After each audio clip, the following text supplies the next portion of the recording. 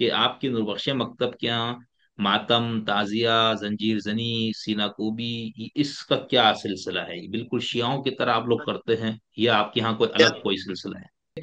کہ لوگوں نے مجھ سے یہ پوچھا بھائی نوربخشیہ مکتب کے اندر بھی ہم نے سنا تین فرقے بن گئے ہیں یا تین گروہ ہے، امامیہ، صوفیہ، پھر وہ حمدانیہ. تو یہ تھوڑا سا آپ یہ بتائیں کہ یہ فرقے ہے، مکاتب ہیں، یہ کیا ہے، اور آپ کا خود اپنا اس تینوں میں سے کس سے تعلق ہے نوربخشیہ مکتب میں، اور آپ کے بزرگوں کے ہاں اس پورے واقعے کو کس تناظر میں لیا گیا ہے؟ یعنی کہ ایسا کیا ہوا تھا یزید کے دور تک پہنچتے پہنچتے اسلام کا، کہ جس کے اندر امام کو نہ صرف خود اپنی بلکہ اپنے چھوٹے چھوٹے بچوں اور فیملی تک کو بھی قربان کرنا پڑا. یہ جو کتاب کربلا پہ نوربخشی تاریخ میں پہلی کتاب آپ کی، اور آپ نے اس کا ترجمہ کیا، تو اس میں آپ نے تحقیق تخریج وغیرہ کا کام کیا، سمپل ترجمہ کیا بس؟ اچھا قبلہ اس کتاب کے اندر ایک تو جو ہمارے ہاں پرانا جو مقتل کی جو پرانی کتابیں ہم پڑھتے ہیں، یا مطلب اور شیعہ سنی دونوں میں مکس کام جو ہوا، اور یا صرف شیعوں نے کیا، تو اس کے اندر ہم جس طرح یہ دیکھتے ہیں نا، آپ نے اس میں جیسے کہا کہ انبیاء کا بھی ذکر کیا اور اس کے آخر میں انہوں نے، تو ہم پرانی کتابیں جیسے پڑھتے ہیں کہ اس میں آتے ہیں کہ حضرت ابراہیم، موسیٰ، حضرت عیسیٰ، باقی انبیاء، وہ بھی کربلا ان کو لائے گیا، وہ یہاں پر ان کو رونے کا سارے روایت، تو اس طرح کی روایتیں اس کے اندر موجود ہیں. دوسرا اس کے اندر آپ مجھے بتانا، اسی کتاب کے اندر پھر قیام امام حسین کا مقصد اولا کیا بیان فرما رہی ہے؟ یہ حکومت اسلامی کا قیام نا. تو اب دیکھیں مثال کے طور پہ ایک حکومت قائم ہے، چاہے اب وہ کفر بواہ کا ارتکاب کرے یا وہ فسق اور ظلم کا ارتکاب کرے حکمران، تو اس حکمران کو ہٹانے کے لیے تحریک چلانا، اور آخری جو اس کا مرحلہ ہے کہ آپ کو اگر مسلح جدوجہد بھی کرنا پڑے تو آپ نے کرنا ہے. اس پہ ہمارے یہاں فقہ میں اختلاف موجود ہے، خود اہل سنت کے ہاں بھی اور اہل تشیع کے ہاں بھی اس مسئلے پر. تو آپ کی نوربخشیہ مکتب میں اس کو کیسے دیکھا گیا ہے؟ مثال کے طور پر اس وقت کا جو بھی حکمران کسی بھی ملک میں وہ فاسق ہے آپ کے دین کے معیار کے مطابق، تو اس کو ہٹانا چاہیے آپ لوگوں کے ہاں. اچھا دوسرا دیکھو نا، جو خلفائے ثلاثہ یا وہ پیچھے ہم سلسلہ چلتے ہیں، تو اسنا عشری موقف کے مطابق تو بھائی خشت اول غلط ہے، معصوم کو چھوڑ کے آپ لوگوں نے غیر معصوم کو بنا لیا سقیفہ، یہ سارا کچھ. زیدیوں کا موقف اس میں ہے کہ چونکہ ہمارے ائمہ نے ان کو مان لیا تو ہمیں کیا مسئلہ ہے بھائی، ٹھیک ہے. اب اس عشریوں میں بھی ایک گروہ ایسا بننا شروع ہو گیا ہے.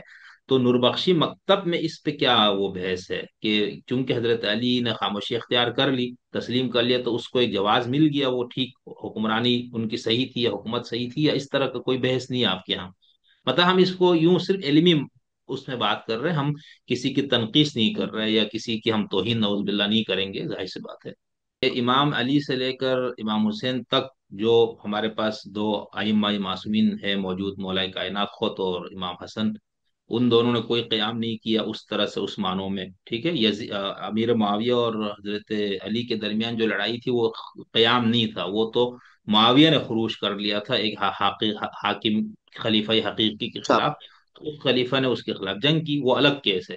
اچھا پھر ہم جب یہ دیکھتے ہیں امام علی مقام امام حسین کے بعد بھی کسی امام نے قیام نہیں کیا، تو پھر صرف امام کو کیا ایسا تھا جس کے لیے ان کو یہ کرنا پڑا نا؟ یہ میرا اصل میں نے جو بات کرنی تھی وہ یہاں کرنی تھی، لیکن اس سے پہلے مجھے یہ طالب علم کے طور پر لگ رہا تھا کہ وہ تھوڑا سا اصولی سی بحث زیر بحث ہو جائے.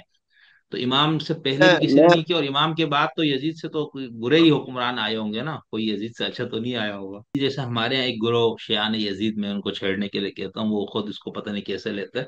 تو شیعان یزید کا ہمارے یہاں ایک محمود عباسی اور ان سے متاثرہ کچھ لوگوں نے، آپ اس پہ جیسے میں نے ڈاکٹر عرفان صاحب سے بھی اس پہ تفصیلی بات کی تھی، تو ان لوگوں کا خیال یہ ہے کہ بھئی مطلب ایک تو یزید کا جو اتنا مکروہ اس کو بنایا گیا، انتہائی بدبودار ٹائپ کا بندہ، بالکل یعنی چلو تکفیر آپ نہ کرے تو بہرحال تکفیر کے قریب قریب تو ہو ہی جاتا ہے وہ بندہ. تو آپ کے ہاں اس حوالے سے کچھ ہے کہ اس کی تکفیر ہو، یا یہ ہے کہ وہ محض فاسق محض تھا؟ امام حسین کی پوری زندگی، پوری سیرت کی میں بات نہیں کر رہا ہوں، ان کی زندگی کا یہ خاص پہلو جس کے اندر انہوں نے انتہائی قلت تعداد کے باوجود قیام کیا، اور ان کو یقین تھا کہ میرے ساتھ یہ کچھ ہوگا، کچھ تو حضور کی پیشگوئیوں کی وجہ سے، اور کچھ وہ جو حالات تھے اور اس کی وجہ سے، کچھ جو آپ باقاعدہ اس میں ظاہر سے جنگ کرنے کے لیے تو نہیں نکلے تھے جس کے لیے آپ فوج کو ترتیب دیتے، اور وہ ٹھیک ہے وہ جو دوسرا موقف والے کے لاکھوں خطوط آئے تھے، ہزاروں، 18-20 ہزار، اور ان کو یہ یقین تھا کہ لاکھوں لوگ کوفہ میں میرے لیے موجود ہوں گے. اس کو آپ پتہ نہیں کیسے لیتے، لیکن ہم اس کو چھوڑ کے یہ جو ہمارے سامنے موجود ہے، اور دوسری طرف ایک انتہائی طاقتور، ظالم، بد کردار ترین ایک حکمران کرسی اقتدار پہ براجمان تھا، جس نے اپنی کرسی کو بچانے کے لیے کچھ بھی کرنا تھا، جس طرح آج کے زمانے کے ڈکٹیٹرز بھی یہی کرتے، ظاہر سی بات ہے کہ کوئی اس طرح کو اٹھے تو اس کو انہوں نے ختم کرنا ہے. تو اس خاص اقدام میں کیا امت کے لیے قابل استناد ہے یہ کہ امت یا امت کی کوئی میں سے کوئی بندہ کوئی تحریک لے کر اٹھے اور یہ بنیاد بنائے کہ امام حسین نے بھی ایسا کیا تھا تو ہم کر رہے ہیں؟ اس کے اوپر آپ کے ہاں کوئی بحث ہے یا آپ کی اپنی کوئی تحقیق اس پہ؟ تو آپ ایران کے اندر خامنائی کے خلاف کچھ لکھوا کے دکھا دیں مجھے، پتہ لگ وہ جائے گا کتنی تحقیق کا وہ نہیں ہے نا آغا. میں یہی کہہ رہا ہوں کہ یہ جو ہم بلا دیتے ہیں نا فلاں ملک کے لوگ ایسے، فلاں مذہب، نہیں ہے یہ. تحقیق کا مزاج جس کا بھی ہوگا وہ ایسا ہی ہوگا، اگر نہیں ہے تو وہ محقق نہیں ہے. سلام اور آداب، امید ہے آپ سب دوست احباب خیر خیریت سے ہوں گے. شمس الدین حسن شگری آج ایک نئے پروگرام اور ایک منفرد اور محقق شخصیت کے ساتھ آپ کی خدمت میں حاضر ہوا ہے. آج میرے ساتھ موجود ہیں نوربخشی مکتب کے نامور عالم دین، محترم جناب علامہ سید بشارت حسین تھگسوی صاحب. آپ کا تعلق بلتستان سے ہے اور دینی اور دنیاوی علوم سے آراستہ شخصیت ہیں، اور میرا خیال سے آپ نے ماشاءاللہ سے اپنا علم تعلیم کا جو آغاز یہی سے کیا، لیکن قم المقدس یعنی ایران سے آپ نے اعلیٰ تعلیم حاصل کی. آپ کی بہت سی تحریریں ہماری نظر سے بھی گزری، دوستوں نے بھی ان کو پڑھا ہے، اور بہت تحقیقی انداز سے چیزیں لکھتے ہیں. اور کچھ بنیادوں پر وہ تھوڑے سے متنازع بھی ہو گئے تھے بیچ میں کچھ چیزوں کی وجہ سے اپنے مکتب میں بھی شاید.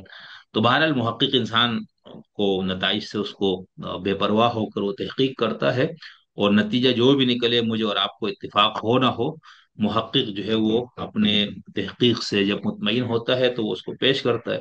تو کربلا امام حسین، اس سلسلے میں ہم نے ایک سیریز کا سلسلہ شروع کیا تھا، اور اس میں ہم نے مختلف مکاتب اور مختلف الخیال اور کچھ آزاد خیال اہل علم سے بات کی. تو میری خواہش یہ تھی کہ میں نوربخشی مکتب فکر سے کہ کسی مستند عالم دین سے بھی گفتگو کروں. تو میری خوش قسمتی یہ ہے کہ آج میں سعید صاحب کے ساتھ موجود ہوں. سر بہت شکریہ آپ کا، تھینک یو، آپ نے مجھے ٹائم دیا. بہت شکریہ حسن شگری صاحب، بسم اللہ الرحمن الرحیم. آپ کی بڑی مہربانی.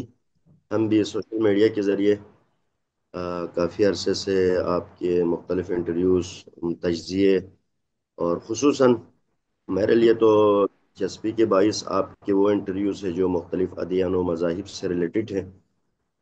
کیونکہ میرا جو میں نے المصطفیٰ یونیورسٹی قم میں جو ماسٹر کیا تھا، میرا وہ کارشناسی، وہ میرا موضوع، وہ رشتہ ہی، فیلڈ ہی، شعبہ ہی ادیان و مذاہب اسلامی تھا. تو ماشاء اللہ. میں میں نے ماسٹر اسی میں کیا ہوا ہے. تو آپ جو جب بھی اس قسم کے اس سے ریلیٹڈ ویڈیوز اپلوڈ کرتے ہیں تو وہ ہمارے لیے زیادہ مفید اور خوشی کی باعث ہوتی ہیں.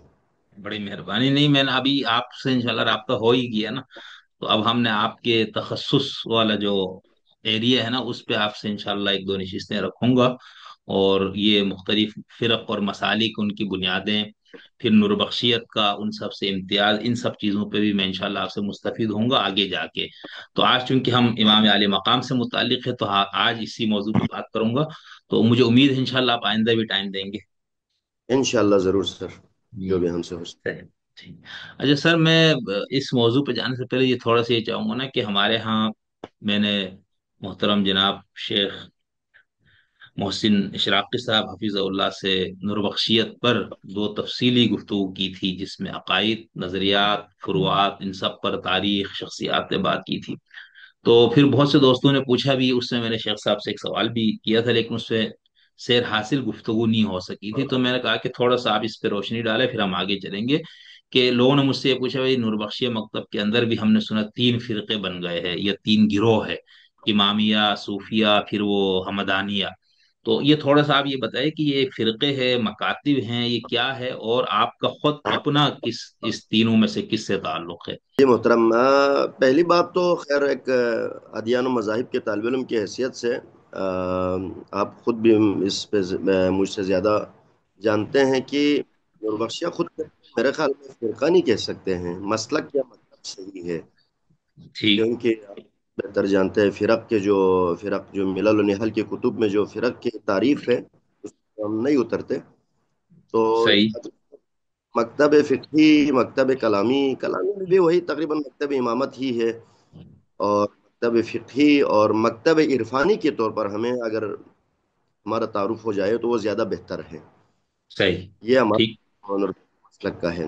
باقی جو ابھی جو تقسیمات کا ہیں یا مثلا اختلافات کا ہیں جو ہمارے اندر موجود ہے، وہ بھی کوئی دو تین فرقے تو خیر، جب وہ تو موضوع ہی منتفی ہے کیونکہ ہم خود مکتب ہے تو فرقے تو نہیں ہو سکتے، اور تو دو تین گروہ کہہ سکتے ہیں یا مثلا دو تین مختلف نظریات کے لوگ کہہ سکتے ہیں.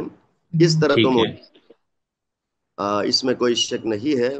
جیسے کہ آپ نے خود تذکرہ فرمایا، میں آپ کا انٹرویو قبلہ شیخ صاحب سے بھی بڑی ہمارے استاد محترم ہے علامہ حضرت شیخ محسن اشراقی دامز اللہ صاحب نے بڑی تفصیلی گفتگو کی ہے دو نشست کے اندر. اس میں نور بخشیت کے حوالے سے آپ مجھے دوبارہ کوئی وضاحت دینے کی ضرورت تو نہیں ہے. جی. اور جو آپ کا سوال ہے وہ ہمارے ہاں جو اختلافات ہیں، میں ذاتی طور پر سمجھتا ہوں جو ہمارے ہاں اس وقت دو گروہ ہیں، یعنی جو بڑے لیول پہ جو ابھی ہمارے آبادی ہے اس کے حساب سے، ایک نور بخشیہ ہے، ایک صوفیہ امامیہ نور بخشیہ. ہمارے ہاں بنیادی عقائد میں زیادہ یعنی کوئی اختلاف نہیں ہے اس حوالے سے. اگر اگر ہے بھی ہے تو کچھ ایک دو ٹاپک کے اندر اس کے طریقہ کار پہ اختلاف ہو سکتے ہیں. صحیح. اور ہمارے ہاں جو آپ نے حمدانی کا بھی تذکرہ کیا، وہ تو خیر اس کا تو ہم سے زیادہ آپ تخصص ہے پریکٹیکل میدان میں، آپ کا تخصص زیادہ صحیح ہے. کیونکہ میرا تعلق سے یہ سے ہے، آپ کو پتہ ہے میں تھگس مشبرم سے ہوں. تو ہمارے پورے مشبرم کے اندر یعنی جب ہمارا پورے جو سب ڈویژن ہے اس میں کوئی بھی ہمدانی پیروکار موجود نہیں ہے. ہم نے بھی صحیح. خود 2003 میں کراچی میں، اس کے بعد مجھے اس سے آشنائی ہوئی اور اس گروہ سے، اور ان کے ہاں بھی کوئی یعنی ان سے بھی ہمارا کوئی بنیادی عقائد کے اختلاف نہیں ہے. جو میں ذاتی طور ٹھیک. پر سمجھتا ہوں ہمارے ہاں جو تین گروہ اس وقت بنے ہوئے ہیں، تو یہ ایک منصبی تفرقہ آپ کہہ سکتے ہیں اس کو. آ، آپ دوسرے الفاظ میں آپ اس کو قیادت کا جگہ کہہ سکتے ہیں یا اس طرح کے کوئی نام دے سکتے ہیں، لیکن باقاعدہ کوئی مکتب نہیں ہے. ہم تینوں ٹھیک. سید محمد نوربخش رحمۃ اللہ علیہ کے فقہ کو فالو کرتے ہیں، اور انہی کی کتاب الاعتقادیہ بھی تینوں کا اعتقاد ہے. باقی قرآن مجید تو عالم اسلام کا ایک متفق چیز ہے، اس سے تو کوئی بھی انکار نہیں کر سکتا. تو ہمارے ہاں صحیح. اس طرح کے اس اختلاف کو رنگ دیں، یا جیسے کہ ہمارے اہل تشیع میں اصولی اخباری کا جھگڑا ہے، یا مثلا دوسرے اہل سنت میں جو فقہا کے اختلاف یعنی حنابلہ و احناف کا جھگڑا ہے، حنفیہ. اس طرح ان کا اس طرح حنفی ہے اور اس طرح جھگڑا نہیں ہے. ہمارے ہم تینوں ٹھیک. اسی ٹھیک. فرقوں. لیکن یہ ہے کہ جن اداروں میں ہم پڑھ کے آئے ہیں یا ہم جو ہمارے علماء اس کے نظریات میں اس کے نظریات کی وجہ سے آپ جانتے ہیں، جیسے کہ شاید شیخ صاحب نے بھی اس پہ گفتگو کی ہو، میری نظر سے تو نہیں گزری، کہ ہمارے ہاں کوئی باقاعدہ تعلیمی ادارہ 90 کی دہائی تک کوئی مستقل ادارہ نہیں تھا. اس سے پہلے مختلف جو شخصیات کے مدارس تھے یا شخصیات جیسے سید غور سے مرحوم سید علی شاہ گلشن کبیر، ان سے لوگ شخصی استفادہ کرتے تھے. لیکن باقاعدہ ایک ادارے کے طور پر ہمارے سب سے پہلے جہاں آپ تشریف لے گئے تھے اس دن کراچی مدرسہ، اس کے قیام سے پہلے ہمارا کوئی باقاعدہ دینی تعلیمی ادارہ نہیں تھا. اس کی نہیں تھا. بنیاد پر فرق کے مختلف مذاہب کے اداروں میں، تعلیمی اداروں میں، مدارس میں ہمارے طلاب گئے تو ظاہری بات ہے اس کا نتیجہ تو تھوڑا بہت تو اختلاف صحیح. ہی ہو سکتا ہے. ٹھیک. ٹھیک. اس یعنی صرف اس وجہ، جیسے اگر کوئی اہل سنت مکتب سے پڑھ کے آیا ہے مدرسے سے، ایک شیعہ مدرسے، تو اس حساب سے تھوڑے سے رجحان میں فرق ہوا ہے. ठीक بالکل ठीक। فرق ہو۔ چلے بہرحال وہ دوستوں نے پوچھا تو میں نے کہا میں انشاءاللہ سعید بشارت صاحب سے بھی پوچھ لوں گا، تو تاکہ کسی جی مکتب کے عالم سے ہی یہ بات ہو تو زیادہ بہتر ہے۔ جی، ٹھیک۔ آپ اس موضوعات کو نوٹ کر کے بھی گفتگو کر سکتے ہیں، تو بعد میں ہم انشاءاللہ اس پہ بھی آپ سے گفتگو کریں گے، جی بڑی جی، بات بس شکریہ۔ اس پہ انشاءاللہ بہت تفصیل سے بھی ہم بات کر لیں گے، کیونکہ کچھ مسائل ہیں جس پہ طالب علم کے طور پر مجھے بھی تھوڑا سا مطالعہ کا جی موقع ملا ہے، کہ جس کے اندر کہ جس کو بڑا کر دیا گیا، یعنی اب جو ہم جب اہل سنت والجماعت کہتے ہیں تو وہ ماتوریدی اور اشری دونوں اہل سنت ہے، اور عصری بھی کلامی لحاظ سے، لیکن اس سے فروعی اختلافات ہیں۔ اسی طرح فقہ میں ان کے بہت سے اختلافات، لیکن اس کے باوجود ہم اس کو اہل سنت والجماعت کی چھتری میں ہی رکھیں گے۔ اسی طرح شیعوں میں اثنا عشری، اخباری، اصولی، انقلابی، غیر انقلابی، یہ رنگ برنگے سارے شیرازی گروپ بھی ہے اور فلانا، تو وہ ہے تو سب اثنا عشری، لیکن اس طرح سے، لیکن جب اس کے ساتھ کچھ اور چیزیں ہو جائے تو وہ ایسا لگتا ہے کہ جیسے مخالفت بہت زیادہ ہے۔ خیر، بہت شکریہ سر آپ کا۔ اچھا، اب ہم جب امام حسین، کربلا، یزید، ان چیزوں کی طرف رخ کرتے ہیں، تو میں اس میں بنیادی طور پر تو یہ سمجھنا چاہوں گا کہ نوربخشیہ مکتب میں اور آپ کے بزرگوں کے ہاں اس پورے واقعے کو کس تناظر میں لیا گیا ہے، یعنی کہ ایسا کیا ہوا تھا یزید کے دور تک پہنچتے پہنچتے اسلام کا، کہ جس کے اندر امام کو نہ صرف خود اپنی بلکہ اپنے چھوٹے چھوٹے بچوں اور فیملی تک کو بھی قربان کرنا پڑا۔ جی محترم، اصل میں پہلی بات یہ ہے کہ جب بھی کربلا کا تذکرہ ہوگا، جب بھی حسینی کا تذکرہ ہوگا، تو اس میں کسی مکتب کو یا مثلا کسی فرقے کی گفتگو اتنی اہمیت نہیں رکھتی، کیونکہ یہ تو حقیقت ہے کہ یہ ایک حق و باطل کی جنگ تھی، جس میں امام علی مقام علیہ الصلاۃ والسلام اور ان کے عظیم جانثار ساتھیوں کی ایک بڑی قربانی موجود ہے، اور یہ ایک تاریخی حقیقت بھی ہے۔ یعنی آپ ابھی کچھ دنوں پہلے میں آپ کا ایک شاید مبشر زیدی صاحب کے ساتھ کوئی شاید ایک انٹرویو دیکھ رہا تھا، تو آپ ان کو بھی دیکھیں، وہ حالانکہ اس وقت ایک اپنا ایک الگ مکتب کا بندہ ہے، لیکن وہ بھی کم از کم اس کربلا کی حقیقت سے تو وہ بھی انکار نہیں کر سکتے، بلکہ ان جی کے کسی کا پوسٹ بھی تھا کہ وہ ظاہر، حالانکہ وہ بہت سارے انبیاء علیہ السلام کو یا جو قرآنی شخصیات ہیں ان کو سمبولک سمجھتے ہیں، جی لیکن اس کے باوجود وہ امام حسین علیہ السلام کو سمبولک نہیں سمجھتے ہیں، وہ کہتے ہیں یہ ایک جی تاریخی حقیقت ہے، یہ واقعہ ہوا ہے۔ تو اس جی حوالے سے سب کا اس پہ اتفاق ہے، اور کیوں ہوا تھا اس پر بھی تقریباً میرے خیال میں نظر اجماع یہی ہے کہ آپ نے کی یزید کی، تو اس وجہ سے آپ کو یہ ان مشکلات کا سامنا کرنا پڑا۔ جہاں تک نوربخشی مکتب فکر یا نوربخشی جو بزرگان کا تعلق ہے، اس میں ایک بات میں آپ کو شروع میں عرض کروں کہ ہمارا جو مکتب ہے، ہمارا جو مسلک ہے، یہ بیشتر عرفانی مشرب ہے، ہمارے ہاں تصوفانہ ایک شکل ہمارے ہاں زیادہ ہے، کیونکہ ہم ایک سلسلے سے متصل ہے جس کو ہم سلسلۃ الذہب کہتے ہیں، اور مزے کی بات یہ ہے کہ یہی سلسلۃ الذہب تصوف و عرفان کے اندر السلاسل بھی کہتے ہیں، یعنی اس کی بنیاد یہ ہے، یہ تمام سلسلوں کی ابتدا اسی سلسلے سے ہوئی ہے۔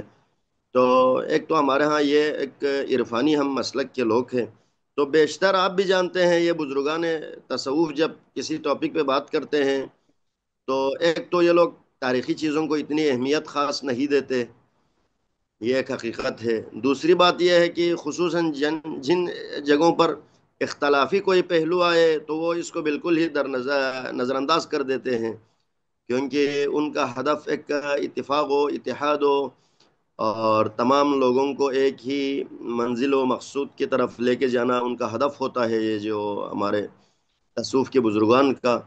تو ظاہری بات ہے اس پہ کوئی ڈیٹیل ہمارے پاس گفتگو نہیں تھی، لیکن یہ ہمارا جو سلسلہ ہے، جو سید محمد نوربخش کے بعد جو ولی اس میں ہوا، اس میں ہمارے ایک بزرگ ہے حضرت میر اکبر شرف الاخیار، یہ ابھی ہمارے سلسلے کو نیٹ پہ بھی آپ دیکھ سکتے ہیں، ہماری ایک ویب سائٹ ہے نوربخشیہ.com کے نام سے، اس پہ بھی یہ سلسلہ موجود ہے۔ تو اس میں دیکھیں تو یہ ہمارے موجودہ پیر سے پانچ چھ پیر، یعنی جو ان سے پہلے کا یہ ایک بزرگ تھے حضرت میر اکبر شرف الاخیار، انہوں نے انہوں نے اپنے ایک شاگرد ہے ان کا، اس کا نام ہے اخون نصیب علی بلغاری۔ بلغاری آپ کو پتا ہے ہمارے خپلو کا گانشے کا ایک گاؤں ہے بلغار، جیسے کہ اس دن آپ نے شیخ محسن صاحب سے انٹرویو کیا، ان کا بھی تعلق اسی بلغار سے ہی ہے۔ جی بلغار تو سے۔ تو انہوں نے اپنے ایک شاگرد تھے اخون نصیب علی بلغاری، بلغاری صاحب کو انہوں نے خصوصی حکم دیا تھا کہ آپ واقع کربلا پر ایک تفصیلی کتاب لکھیں۔ اس سے پہلے اچھا ہمارے ہاں کوئی اس پہ بڑی کوئی تفصیلی کتاب، یعنی صرف اسی ٹاپک کو مد نظر رکھ کے تخصصی کتاب نہیں لکھی۔ لیکن اکبر میرا شرف الاخیار نے ایک حکم دیا ان کے، شاید ان کے اس بات سے یہ لگتا ہے کہ ان کا شاگرد اسی تاریخ سے ریلیٹڈ بندہ تھا، تو انہوں نے اس کو حکم دیا کہ آپ ایک کتاب لکھیں جو کربلا سے مربوط ہو، اور انہوں نے اس کے حکم کی تعمیل کی۔ اور انہوں نے اچھا جو اس کتاب کے اندر انہوں نے جو سال تالیف مینشن کیا ہے، یہ 1294 ہے، 1294 ہجری۔ 1294 ہجری انہوں نے اس میں مینشن کیا کہ 1294 ہجری میں مجھے یہ کتاب، میں نے اس کتاب کو اختتام تک پہنچایا، اور خود انہوں نے بھی اس کتاب کے اندر، ابھی میں کتاب آپ کی خدمت میں بھی پیش کروں گا، انہوں نے اس کتاب کے اندر ایک جگہ پر خود تو یہ مینشن کیا ہے کہ میں نے یہ کتاب میر اکبر شرف الاخیار کی حکم پر لکھی ہے۔ کاتب الرجی الى رحمت اللہ الغنی الفقیر اخون نصیب علی ابن اخون قاسم بلغاری بامر میر سید اکبر سلمہم اللہ تعالی من آفات الدارین بستدوء جمادی الاول بروز منگل 1294 ہجری۔ یہ 1877 بنتا ہے یہ، عیسوی لحاظ سے، شمسی لحاظ سے، صحیح تقریباً ہاں۔ 1800 ہو، صحیح، پھر واہ۔ آخر میں ایک اور جگہ بھی یہ بات منشن کی ہے، از دست احقر نصیب علی و بحکم محمد اکبر نوشتے شد، پھر سنہ وہی 1294 انہوں نے یہاں پر بھی دوبارہ منشن کیا ہے۔ یہ کتاب فارسی میں ہے۔ مزے کی اور بات آپ کو کتنی بتائے، زخیم کتاب ہے؟ ابھی آپ کی خدمت میں کتاب پیش کروں گا۔ تو ٹھیک۔ فارسی میں تھی، اور آپ کو پتہ ہے اس وقت ہمارے بلتستان میں تقریباً زبان ہی فارسی زبان استعمال ہوتی تھی۔ آپ 100 سال پہلے کے جتنے بھی زمینی تنازعات کے فیصلے دیکھیں، شریعت نامے دیکھیں، یہ سب فارسی میں ہی ہے۔ سب بلتستان کا یہ ایک وہاں پہ رائج، بلتستان کے رائج زبان تقریباً کتابی علمی زبان فارسی کی تھی، تو انہوں نے اس پورے کتاب کو بھی، ہندوستان کی تھی، پورے ہاں تقریباً ہندوستان میں، ہاں، سرکاری زبان جب مسلمانوں کی یہاں حکومت تھی تو ایسا ہی ہے۔ جی، انہوں نے اس کتاب کو لکھی، اور اس کتاب کو انہوں نے اس کے شروع میں کچھ انبیاء علیہ السلام کا بھی تذکرہ کیا، اور ہر انبیاء کے تذکرے کے آخر میں بھی واقع کربلا کو تھوڑا سا انہوں نے ربط ہوں دیا۔ بعد پنجتن پاک علیہ السلام کا تذکرہ کیا، اور ان کے بھی واقعات کی، ان کی شہادت بھی تفصیل سے بیان کی، ساتھ میں ان کے آخر میں بھی تھوڑا سا پھر کربلا کے واقعے کو انہوں نے ربط دیا۔ پھر دوسرا حصہ جو ہے وہ ٹوٹلی کربلا کے حوالے سے، یعنی امام کے مدینے سے نکلنے سے لے کر پھر عصر عاشور کے جو واقعات ہیں وہ بھی لکھے، پھر اس کے بعد وہ عصری کے واقعات ہیں ان کو بھی تذکرہ کیا، پھر عصری کے بعد از عاشورہ کے جو واقعات ہیں انہوں نے اس کتاب کو بھی لکھے۔ مزے کی بات، اور الحمدللہ یہ میری خوش قسمتی ہے کہ اس کتاب کو سب سے پہلے میں نے ہی اس کا ترجمہ کیا تھا کیا ہوا؟ اردو میں۔ اس سے پہلے یہ فارسی میں تھی کتاب، اور 2017 میں آپ کے کراچی سے ہی میں نے یہ کتاب شائع کرائی تھی۔ یہ کتاب ابھی جو میرے ہاتھ میں ہے، یہ ہاں کتاب سے ہے، الربز کے نام سے ہے، اور اگر انشاءاللہ موقع ملے تو میں آپ کو یہ کتاب اسی کراچی سے آپ کے خدمت میں بھی بھجوا دوں گا۔ بڑی مہربانی۔ آ، اور کتاب 2017 میں نے شائع کی تھی، کوئی 501 کاپی شائع کی تھی، تو پھر یہ کتاب ختم ہو چکی تھی۔ ابھی 2024 میں اس کا دوسرا ایڈیشن بھی ہم نے شائع واہ، کیا ہے۔ اور کتنے پہلا جو ایڈیشن، صفحات ہے یہ؟ یہ اصل میں ابھی جو موجودہ ٹائپنگ کے حوالے سے یہ تقریباً 200 صفحات پر مشتمل ہے۔ ٹھیک، بہت اچھا، زبردست۔ پہلا جو ایڈیشن تھا، پہلے ایڈیشن میں ہم نے اس کتاب کے فارسی متن کو بھی آخر میں شامل کیا تھا، تاکہ ایک اچھا، دفعہ یہ فارسی محفوظ ہو جائے۔ اس کو ہم نے ٹائپ کروا کے اس کو بھی آخر میں شامل کرایا تھا۔ ابھی جو نیا ایڈیشن میں اس میں فارسی متن نہیں ہے، کیونکہ ایک دفعہ شائع ہو چکا، تو دوبارہ اس کی اتنی ضرورت نہیں تھی۔ پھر آپ کو پتہ ہے اس وقت کتابیں شائع کرنا کوئی اچھا اتنا آسان کام بھی نہیں رہا، ہاں تو پھر ہم کو پتہ ہے کتاب وہ ایک مشہور کسی کا مقولہ ہے، کتابیں لکھنے والوں سے زیادہ تعویذ لکھنے والوں کو پیسے ملتے ہیں، تو کتابوں کی طرف اتنی آپ وہ شائع کرنا بھی اتنا آسان کام نہیں رہا. خیر میں الحمدللہ ذاتی طور پر کوشش کرتا ہوں، اور ہمارے کچھ دوستوں کا بھی اس میں عمل دخل ہے کہ میری تقریباً 10-12 کتابیں انہوں نے شائع کی ہیں. تو سب سے پہلے ہماری اچھا، میں قبلہ سوری میں آگے بڑھنے سے پہلے یہ پوچھنا، یہ جو کتاب کربلا پہ نور بخشی تاریخ میں پہلی کتاب آپ کی، اور آپ نے اس کا ترجمہ کیا، تو اس میں آپ نے تحقیق تخریج وغیرہ کا کام کیا، سمپل ترجمہ کیا بس؟ اچھا یہ بھی آپ کو ابھی عرض کروں، پہلا جو ایڈیشن تھا اس میں ہم نے صرف سمپل ترجمہ کیا تھا. اچھا سمپل ترجمہ کہ ہمارے پاس تو کتاب ہی موجود نہیں تھی، تو لوگوں کی ضرورت بھی تھی، اور 4000 محافل کے لیے لوگوں کو چاہیے بھی تھا. تو ہم نے پہلا تو صرف ترجمہ شائع کیا تھا. پھر ابھی دوسرا ایڈیشن میں نے تھوڑا بہت تخریج کا کام کیا ہے، اچھا، اور جو زبردست. حدیث اس میں نقل ہوئی ہے ان احادیث کو میں نے مختلف کتب احادیث سے اس کے حوالہ جات بھی دیے ہیں. ماشاء اللہ. اور اس پر میں نے ایک تفصیلی مقدمہ بھی لکھا ہوا ہے، انشاءاللہ کتاب آپ تک پہنچے گی تو آپ اس کو دیکھ لیں گے. میں نے بہت اس میں خوب. مقتل نگاری کے اوپر، اور پھر یہ جو مقتل کے اقسام کے اوپر کس قسم کے مقاتل لکھے گئے ہیں، اور پھر آخر میں خود میر اکبر شرف الاخیار کے بارے میں تھوڑا بہت میں نے اس کے اوپر ایک مقدمہ بھی لکھا ہے. واہ، بہت زبردست، یہ تو بہت علمی چیز ہے. انشاءاللہ ہم خود بھی لیں گے، اور جو دوست احباب لینا چاہے تو کوئی نمبر آپ مجھے بتا دیں، میں یہاں ڈسپلے کر دوں گا، تو اس پہ رابطہ کر کے لوگ یہ کتاب لے لیں، کیونکہ یہ بہت ضروری ہے. ٹھیک ہے نا؟ یہ مستقل جو کتاب تھی، جو پہلی بار یعنی اس کو باقاعدہ مقتل کے عنوان سے لکھی گئی کتاب یہی ہے. صحیح. بہت اچھا. ٹھیک. بہت سی جگہوں پہ ابھی میں اچھا. آپ کو کچھ حوالہ جات، بہت سی جگہوں پہ کربلا کا تذکرہ، کربلا کا ذکر یا امام علی مقام کا ذکر کربلا سے مربوط کر کے کیا ہے. صحیح. اچھا، قبلہ اس کتاب کے اندر ایک تو جو ہمارے ہاں پرانا جو مقتل کی جو پرانی کتابیں ہم پڑھتے ہیں، یا مطلب اور شیعہ سنی دونوں میں مکس کام جو ہوا، اور یا صرف شیعوں نے کیا، تو اس کے اندر ہم جس طرح یہ دیکھتے ہیں نا، آپ نے اس میں جیسے کہا کہ انبیاء کا بھی ذکر کیا، اور اس کے آخر میں انہوں نے، تو ہم پرانی کتابیں جیسے پڑھتے ہیں کہ اس میں آتے ہیں کہ حضرت ابراہیم، موسیٰ، حضرت عیسیٰ، باقی انبیاء، وہ بھی کربلا ان کو لائے گیا، وہ یہاں پر ان کو رونے کا سارے روایت، تو اس طرح کی روایتیں اس کے اندر موجود ہیں. جی جی جی، تقریباً ایسے ہی روایتیں بھی، کچھ روایتیں ہیں جیسے کہ بہار کی کچھ روایتیں ہیں کہ مثلا انبیاء، امیر المومنین کا جنگ صفین کے واپسی پر وہاں پر ان کا ہاں. بھی وہاں پہ قیام ہوا. اس طرح اس حوالے سے بھی کچھ روایتیں موجود ہیں. لیکن اکثر نا یہ جو اس کی جو روش جو میں نے ذاتی طور پر اس کو جج کیا ہے، یہ ہمارے ہاں جو بلتستان میں آج سے 40-50 سال پہلے تک یا 30 سال پہلے تک ہم نے خود بھی، جب آپ نے بھی میں نے بھی کچھ واقعات دیکھے، جو بلتستان میں جو مجالس کا طریقہ تھا نا، کہ کچھ فضائل بیان کرتے پھر اس کو مصائب کے اوپر لاتے، بھائی اسی بالکل اسی طریقے پہ مجھے جو لگتا ہے یہ انہوں نے مقامی مولانوں کی، مقامی اخون حضرات کی ضرورت کے پیش نظر یہ کتاب لکھی ہے. ٹھیک. اخون نصیر آپ نے تو یہ روش ہے. اور مقتل نگاری کے حوالے سے یہ مشہور جو کتاب ہے ملا حسین وائز کاشفی کی کتاب، جس پہ شہید مرتضی مطہری کی بڑی تفصیلی تنقید بھی موجود ہے.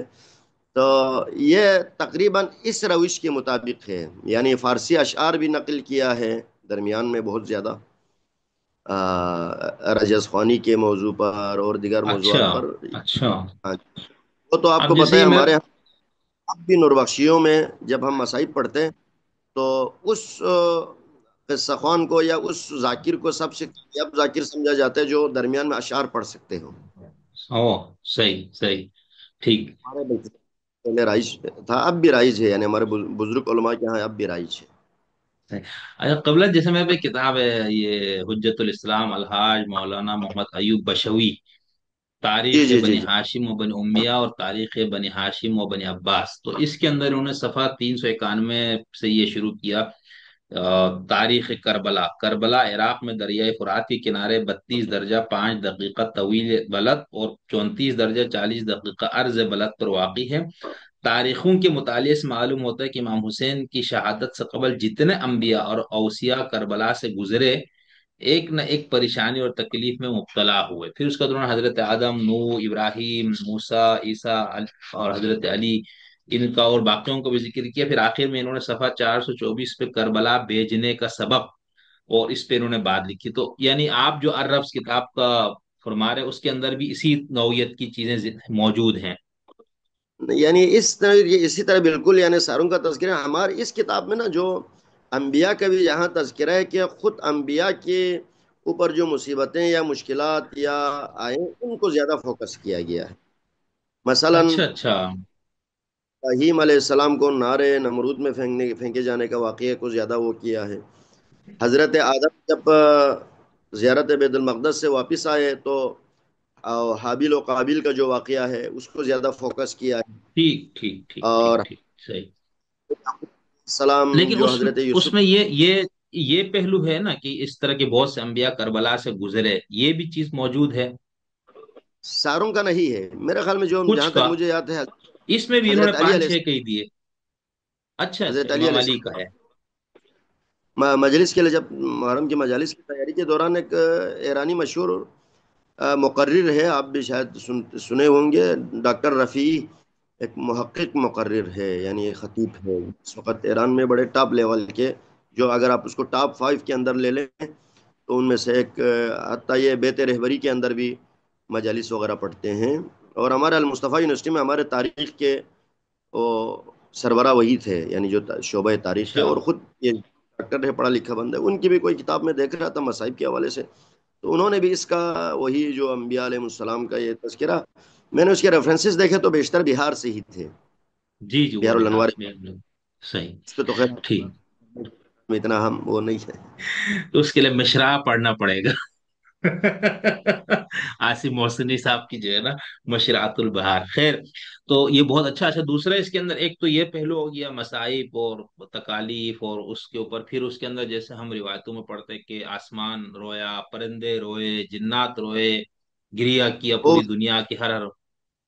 اس کے مقدمے میں ہی، یعنی شروع میں جب وہ مقدمہ لکھتے ہیں تو انہوں نے جو اس کا ابتدا کیا ہے، اور اس ابتدا میں بھی انہوں نے اس چیز کو بڑا تفصیل سے بیان کیا ہے کہ وہاں پر پرندے روئے، وہاں پہ زمین و آسمان نے گریا کیا، اچھا، طیور روئے، سمک روئے، یہ فلاں، یہ ساری چیزیں اس پہ بات جی ہوئی. جی، موجود ہے. ٹھیک ٹھیک.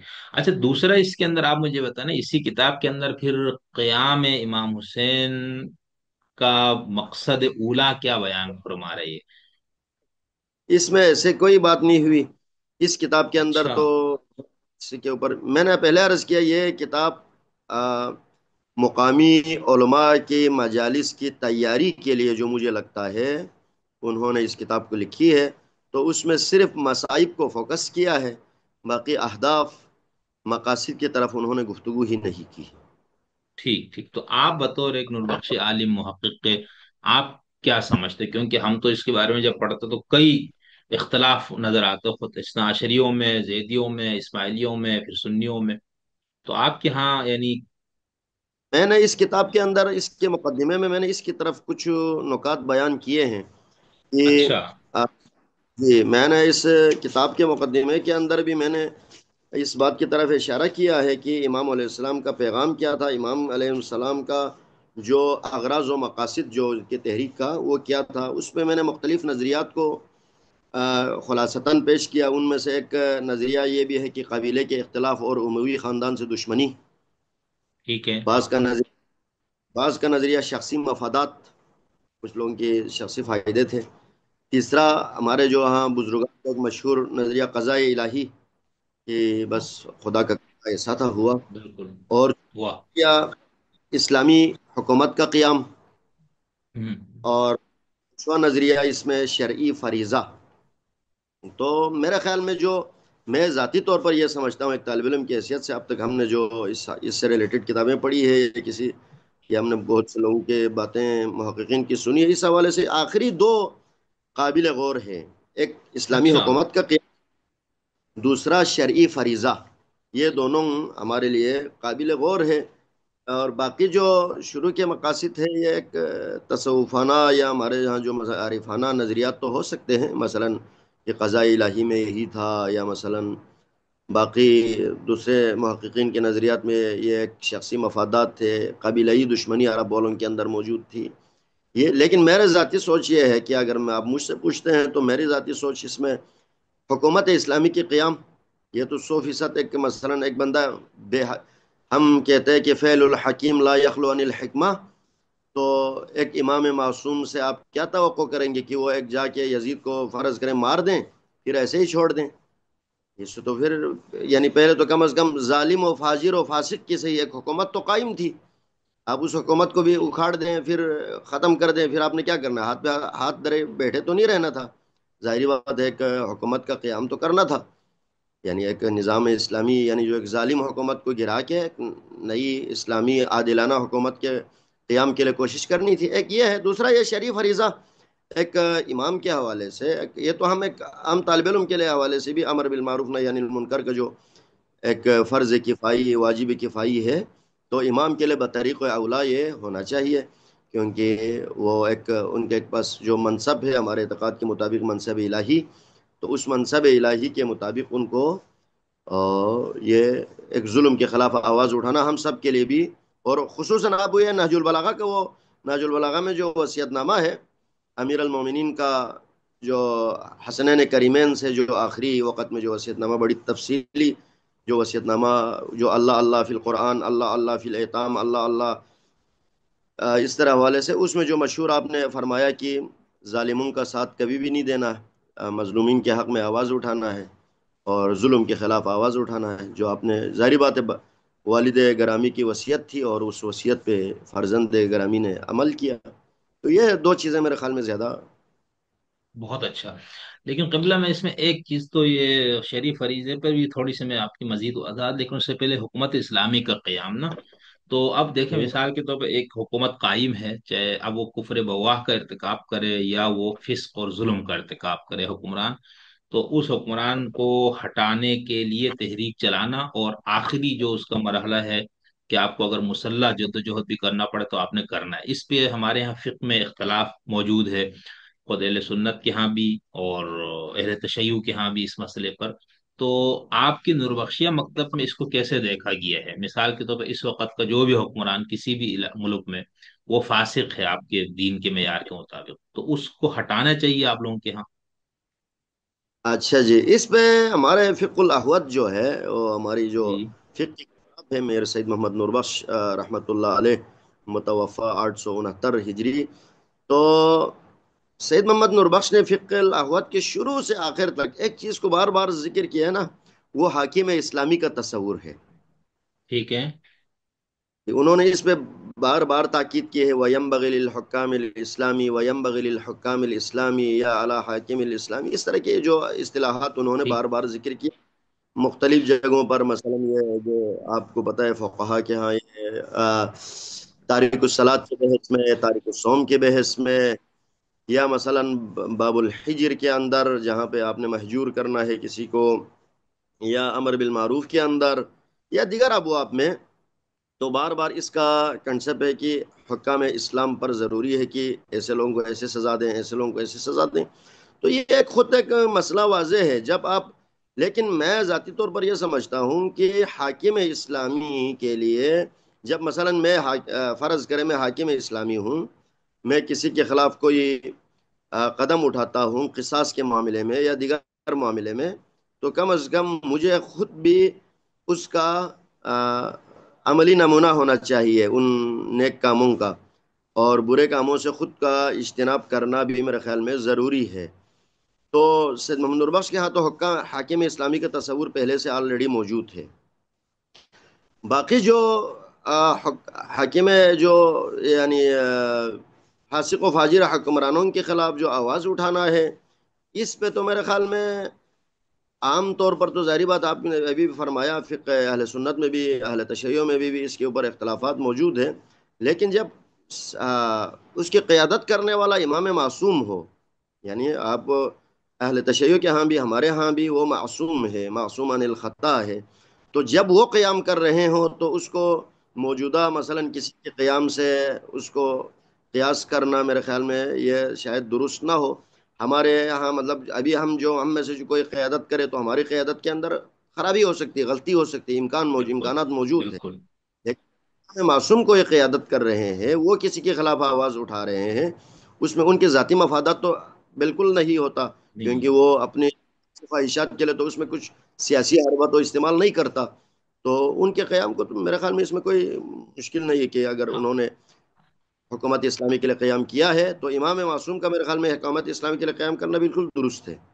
ٹھیک. نہیں میں اس پہ تو ابھی آؤں گا نا، پہلے میں اصولی موقف سمجھنا چاہ رہا ہوں نا کہ جیسے ہم مثال کے طور پر اہل سنت کے ہاں جو فقہ کی کتنی جتنی کتابیں ہیں اس کے اندر خروج کا پورا ایک باب ہے، یعنی حکمران کے خلاف. اچھا اس کے اندر پہلے تو وہی شرط لگاتے ہوئے حکمران عادل ہو، منصف ہو، متقی ہو، فلانا. آپ کے ملک کے آئین میں بھی یہی ہے کہ جو لوگ ادھر اسمبلی میں آئیں گے وہ اسلام کے تمام احکامات کا پابند ان کا ہونا ضروری ہے. ٹھیک ہے، یہ تو ہو یہ قانونی بات. اچھا اب مثال کے طور پر بھائی ٹھیک ہے، یہ میں جب حکمران بنا تو میں نیک بھی تھا، فلاں فلاں فلاں، لیکن حکمران بننے کے بعد میں فاسق ہو گیا. ٹھیک ہے، اور میرا فسق جو ہے نا وہ واضح ہے. تو اس کے اندر اب اہل سنت کے ہاں تو یہ ایک امام نووی اور ان لوگوں نے لکھا ہے کہ اس پہ اجماع ہے کہ فسق کی بنیاد پہ اب حکمران کو معزول کرنے کے لیے تحریک نہیں چلائی جائے گی. باقی تنقید، تبلیغ، واعظ، نصیحت وہ تو ظاہر سی باتیں ہوگی. وہ کہتا ہے ہم اب تحریک چلا کے اس کو ہٹانے کو اہل سنت کے ہاں اس کو اجماعی طور پر منع کیا گیا. لیکن محققین اہل سنت کے گروہ کا کہنا ہے کہ یہ پہلے نہیں تھا، یعنی امام ابو حنیفہ خود بھی فاسق حکمران کے خلاف تحریک چلانے کے حق میں تھے، اسی لیے انہوں نے زید علیہ الصلوۃ والسلام اور باقی جو ائمہ زیدیہ کے تھے ان کی انہوں نے نہ صرف حمایت کی بلکہ ان کے ساتھ پورا تعاون آپ نے جو آپ سے ہوا وہ کیا گیا. اسی بنیاد پہ وہ امام حسین کے اقدام کو اب جیسے سنی شیعہ نقطۂ نظر سے تو امام حسین وغیرہ تو امام معصوم ہے نا، ان پہ تو ہم اس پہ اس طرح بات نہیں کریں گے. لیکن سنیوں کے ہاں تو وہ ایک صحابی ہے بس، اور کوئی امام معصوم نہیں ہے، تو ان کے ہاں اس کو اسی طرح دیکھا جائے گا. تو ان کے ہاں تو یہ ہوگی. اچھا شیعہ ہم جب کلام اور فقہ کی کتابیں پڑھتے ہیں تو اس کے اندر بھی اس بحث کو چونکہ شیعوں میں یعنی انہوں نے اس کو اس طرح نہیں لیا. یہ تو کہا جاتا ہے جیسے مغنیہ صاحب وغیرہ نے کتاب لکھی اشیاء والحاکمون اور اس طرح سے، لیکن جب ہم ان کے کلام اور فقہ کی کتابوں میں گھستے ہیں تو وہاں پر بنیادی طور پر اس طرح کا مواد نہیں ملتا کہ بھئی اگر حکمران فاسق ہو گیا تو کیا امت کے افراد کو اس فاسق کے خلاف تحریک چلانی چاہیے یا نہیں. لیکن امام خمینی اور اس کے بعد یہ پورا ایک فقہ یا کہے یا ایک پوری فکر ڈیولپ ہو گئی کہ یہ کرنا ہے. نور بخشی مکتب کے ہاں کیا ہے، یعنی میں ابھی امام معصوم کی بات نہیں کر رہا ہوں. جی، اس حوالے سے ہمارے ہاں اس پہ باقاعدہ کوئی یعنی جیسے خروج کا یا قیام کا یا کسی اس کے حوالے سے کوئی مستقل باب موجود نہیں ہے ہمارے فقہ کے اندر. ٹھیک، صحیح میں سمجھنا چاہ رہا آ، تھا. ٹھیک. اس میں مستقل کوئی باب موجود نہیں ہے، لیکن صرف یہ حاکم اسلامی کا تصور ہمارے ہاں موجود ہے، اور موجود. اس کو گرانا کیسے ہے اس حوالے سے موجود ٹھیک نہیں ہو. ہے. میں سمجھ گیا ابھی زبردست ہو جو گیا. آپ کے نظریے باقیوں کا یہ ہمارے اس حوالے سے کوئی باقاعدہ باب موجود نہیں ہے. بہت اچھا.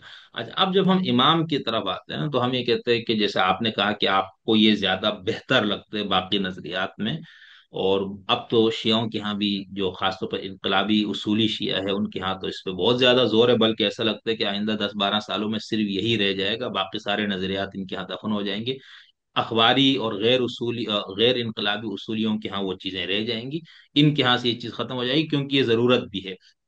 تو میں اب اس میں یہ سمجھنا چاہ رہا ہوں نا کہ جب ہم یہ کہتے ہیں تو ایک تو امام حسین کی شہادت اور آپ کی اس پورے اس سے متعلق حضور کی حدیثیں موجود ہے خود شیعہ سنی دونوں کتابوں میں، اور بہت ساری احادیث وہ ہے جس کی صحت پہ اختلاف نہیں ہے خود شیعوں کے ہاں بھی سنیوں کے ہاں بھی، جس میں آپ نے بتایا کہ میرا یہ نواسہ ہے اس کے ساتھ یہ ہوگا، جبریل نے آ کے بیوی کو بتایا، یہ سب موجود ہے. اور اچھا ایک تو اس وجہ سے لوگ کہتے ہیں بھئی یہ کوئی اس طرح کی تحریک نہیں تھی، یہ مقدر تھا، یہ خدا کی طرف سے طے تھا، یہ قربانی ہونی تھی. تو وہ تو یہ اخذ کرتے ہیں. لیکن جو آپ لوگ اسلامی حکومت کے قیام کے لیے اس کو تحریک سمجھتے ہیں، تو کیا آپ کے خیال میں معاویہ کی حکومت اسلامی تھی جس کے خلاف امام حسن نے پھر قیام نہیں کیا، صلح کر کے وہ خاموش ہو گئے؟ ٹھیک ہے.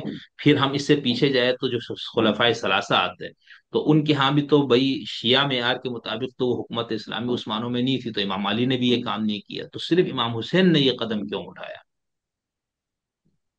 اچھا یہاں پر پہلی بات تو یہ ہے کہ اس حوالے سے جو ابھی آپ نے جو روایت کا ذکر کیا، یہ روایت ہماری کتب میں بھی موجود ہے. جی میں ابھی یہ روایتیں آپ کو کروں گا کہ حضرت ام سلمہ کو جو خاک دیا گیا تھا، جی جی یا مثلا حضرت زہرا سلام اللہ علیہا جس حالت میں مشہور ہوں گی، وہ وغیرہ، یہ میں انشاءاللہ بھی بات کروں گا. لیکن ابھی جو آپ کا تو سوال ہے، اس سوال کو میں اپنے نوربخشی نظر سے تھوڑا اٹھاؤں گا، کیونکہ یہ ایک پھر دوسری طرف سوال کا رخ جو ہے، یعنی جو آپ نے ابھی اس حوالے سے پیش کی، تو میں اس کو خالصتاً نوربخشی مکتب فکر کا نظریہ تو نہیں کہوں گا جو میں ابھی پیش کروں گا. یعنی جس میں آپ نے مثال دی امیر شام کی، جو مثال دی حکومت کی، جو امام حسن کے حوالے سے، میں ایک تاریخی طالب علم کی حیثیت سے جو میں سمجھتا ہوں، خیر آپ اس سے بھرپور اختلاف کا حق آپ بھی رکھتے ہیں، باقی ہمارے سننے اور دیکھنے والے بھی رکھ سکتے ہیں، کیونکہ ایک علمی اختلاف ہے، اس میں کوئی پرسنل معاملہ تو ہے نہیں ہے. تو وہاں پہ جو ہمیں یہ پہ میرے خیال میں یہ سوال بھی اتنا نیا نہیں ہے جو ابھی آپ نے فرمایا، اور میرا جواب بھی کوئی جی جی نیا جواب نہیں ہے. یہ سب عرصے سے یہ سوال بھی جنم دے رہے، اور یہ اس کا جواب بھی کئی دفعہ مختلف لوگوں کی طرف سے دیا جا چکا ہے کہ امام حسن علیہ السلام اور امام حسین علیہ السلام، یا اس سے پہلے خلفائے ثلاثہ، ان کی سیاسی وضعیت میں میرے خیال میں جو واقعہ وہ حالات تھے، ان حالات میں حالات فرق رکھتے تھے. تو جہاں پہ امام حسن علیہ السلام اگر مثال کے طور پر امیر شام معاویہ ابن ابو سفیان سے جنگ کی پوزیشن میں نہیں تھے، یہ جمال صفین نہروان کے بعد جو حالات پیدا ہو گئے تھے، اور جو آپ کے ساتھیوں کے جو حالات تھے، اس بنا پر ہم کہہ سکتے ہیں تاریخ میں کہ آپ جنگ کرنے کی پوزیشن میں نہیں تھے. اسی لیے آپ کے پاس کوئی اتنے جان نثار فداکار ساتھی بھی نہیں تھے کہ آپ ان کو لے کے ان کے خلاف کوئی قیام کرتے. لیکن امام حسین علیہ السلام نے اپنے اصحاب کے بارے میں تو شب عاشور کا آپ کو جو مشہور جملہ ہے، جس میں آپ نے فرمایا کہ میں سب سے زیادہ اپنے ساتھیوں کو وفادار میں نے پایا، یعنی بہت ہی وفا اصحاب تھے، تعداد میں کم ضرور تھے، لیکن مگر وہ جس طرح انہوں نے جان فشانی کی، جس طرح انہوں نے جانثاری کی، وہ تو خیر سب کے سامنے ہے جب ایسے ساتھی موجود تھے. اور دوسری بات یہ ہے کہ جو امیر شام کی حکومت تک، معاویہ ابن ابو سفیان کی حکومت تک جو حالات تھے، وہ تو یزید جیسا بندہ منصب پہ آنے کے بعد بالکل فرق کرتا تھا.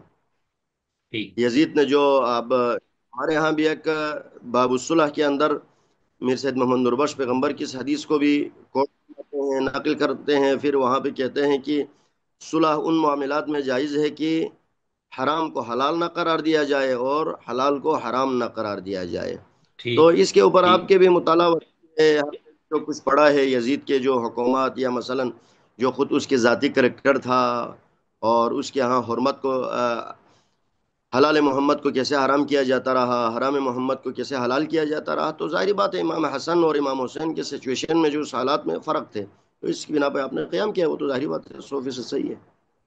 ٹھیک. یعنی یزید، امیر معاویہ جو ہے وہ یزید کے مقابلے پہ بہرحال بہتر تھے. انہوں نے حلال کو حرام، حرام کو حلال، اور مطلب باقی جو کچھ آپ اس کو یہ کہہ سکتے ہیں کہ اس کے حکومت کا جو طریقہ تھا وہ، خیر اس کی نیات، اس کے بحث وہ ایک الگ بحث ہے، لیکن کم از کم ظاہری طور پر یزید سے تو ظاہری. بہتر تھا. یزید صحیح. کی نسبت ٹھیک کا مقابلہ نہ کریں، یزید کا مقابلہ کریں تو یزید تو بہتر تھا. ٹھیک. بہت اچھا بہت اچھا. اچھا، دوسرا دیکھو نا، جو خلفائے ثلاثہ یا پیچھے ہم سلسلہ چلتے ہیں، تو اسنا عشری موقف کے مطابق تو بھائی خشت اول غلط تھے. معصوم کو چھوڑ کے آپ لوگوں نے غیر معصوم کو بنا لیا سقیفہ، یہ سارا کچھ. زیدیوں کا موقف اس میں ہے کہ چونکہ ہمارے ائمہ نے ان کو مان لیا تو ہمیں کیا مسئلہ ہے بھائی، ٹھیک ہے. اب اس عشریوں میں بھی ایک گروہ ایسا بننا شروع ہو گیا ہے. تو نوربخشی مکتب میں اس پہ کیا وہ بحث ہے کہ چونکہ حضرت علی نے خاموشی اختیار کر لی، تسلیم کر لیا، تو اس کو ایک جواز مل گیا، وہ ٹھیک حکمرانی ان کی صحیح تھی یا حکومت صحیح تھی، یا اس طرح کا کوئی بحث نہیں ہے آپ کے یہاں؟ مطلب ہم اس کو یوں صرف علمی اس میں بات کر رہے ہیں، ہم کسی کی تنقیص نہیں کر رہے یا کسی کی ہم توہین نعوذ باللہ نہیں کریں گے، ظاہر سی بات ہے. اچھا، مزے کی بات میں آپ کو بتا دوں پہلے، جب میں نے آپ جی کے شروع میں کچھ کلپ دیکھے تھے نا، جب میں اس وقت شاید میں ایران میں تھا، ایک دو کلپ آپ کا میں نے دیکھا، تو میں ابھی جس آپ نے نہیں کہا کہ شیعوں میں بھی ایک گروہ ایسا بننا شروع ہوا ہے بول کے، تو میں نے بھی سوچا تھا آپ اس گروہ کا کوئی ترجمان ہے. क्योंकि मैंने आपका जो सबसे पहला जो क्लिप देखा था ना, जो पहली वीडियो जो देखी थी, वो मरहूम शरफुद्दीन के साथ देखी थी। तो अच्छा अच्छा। हाँ। आप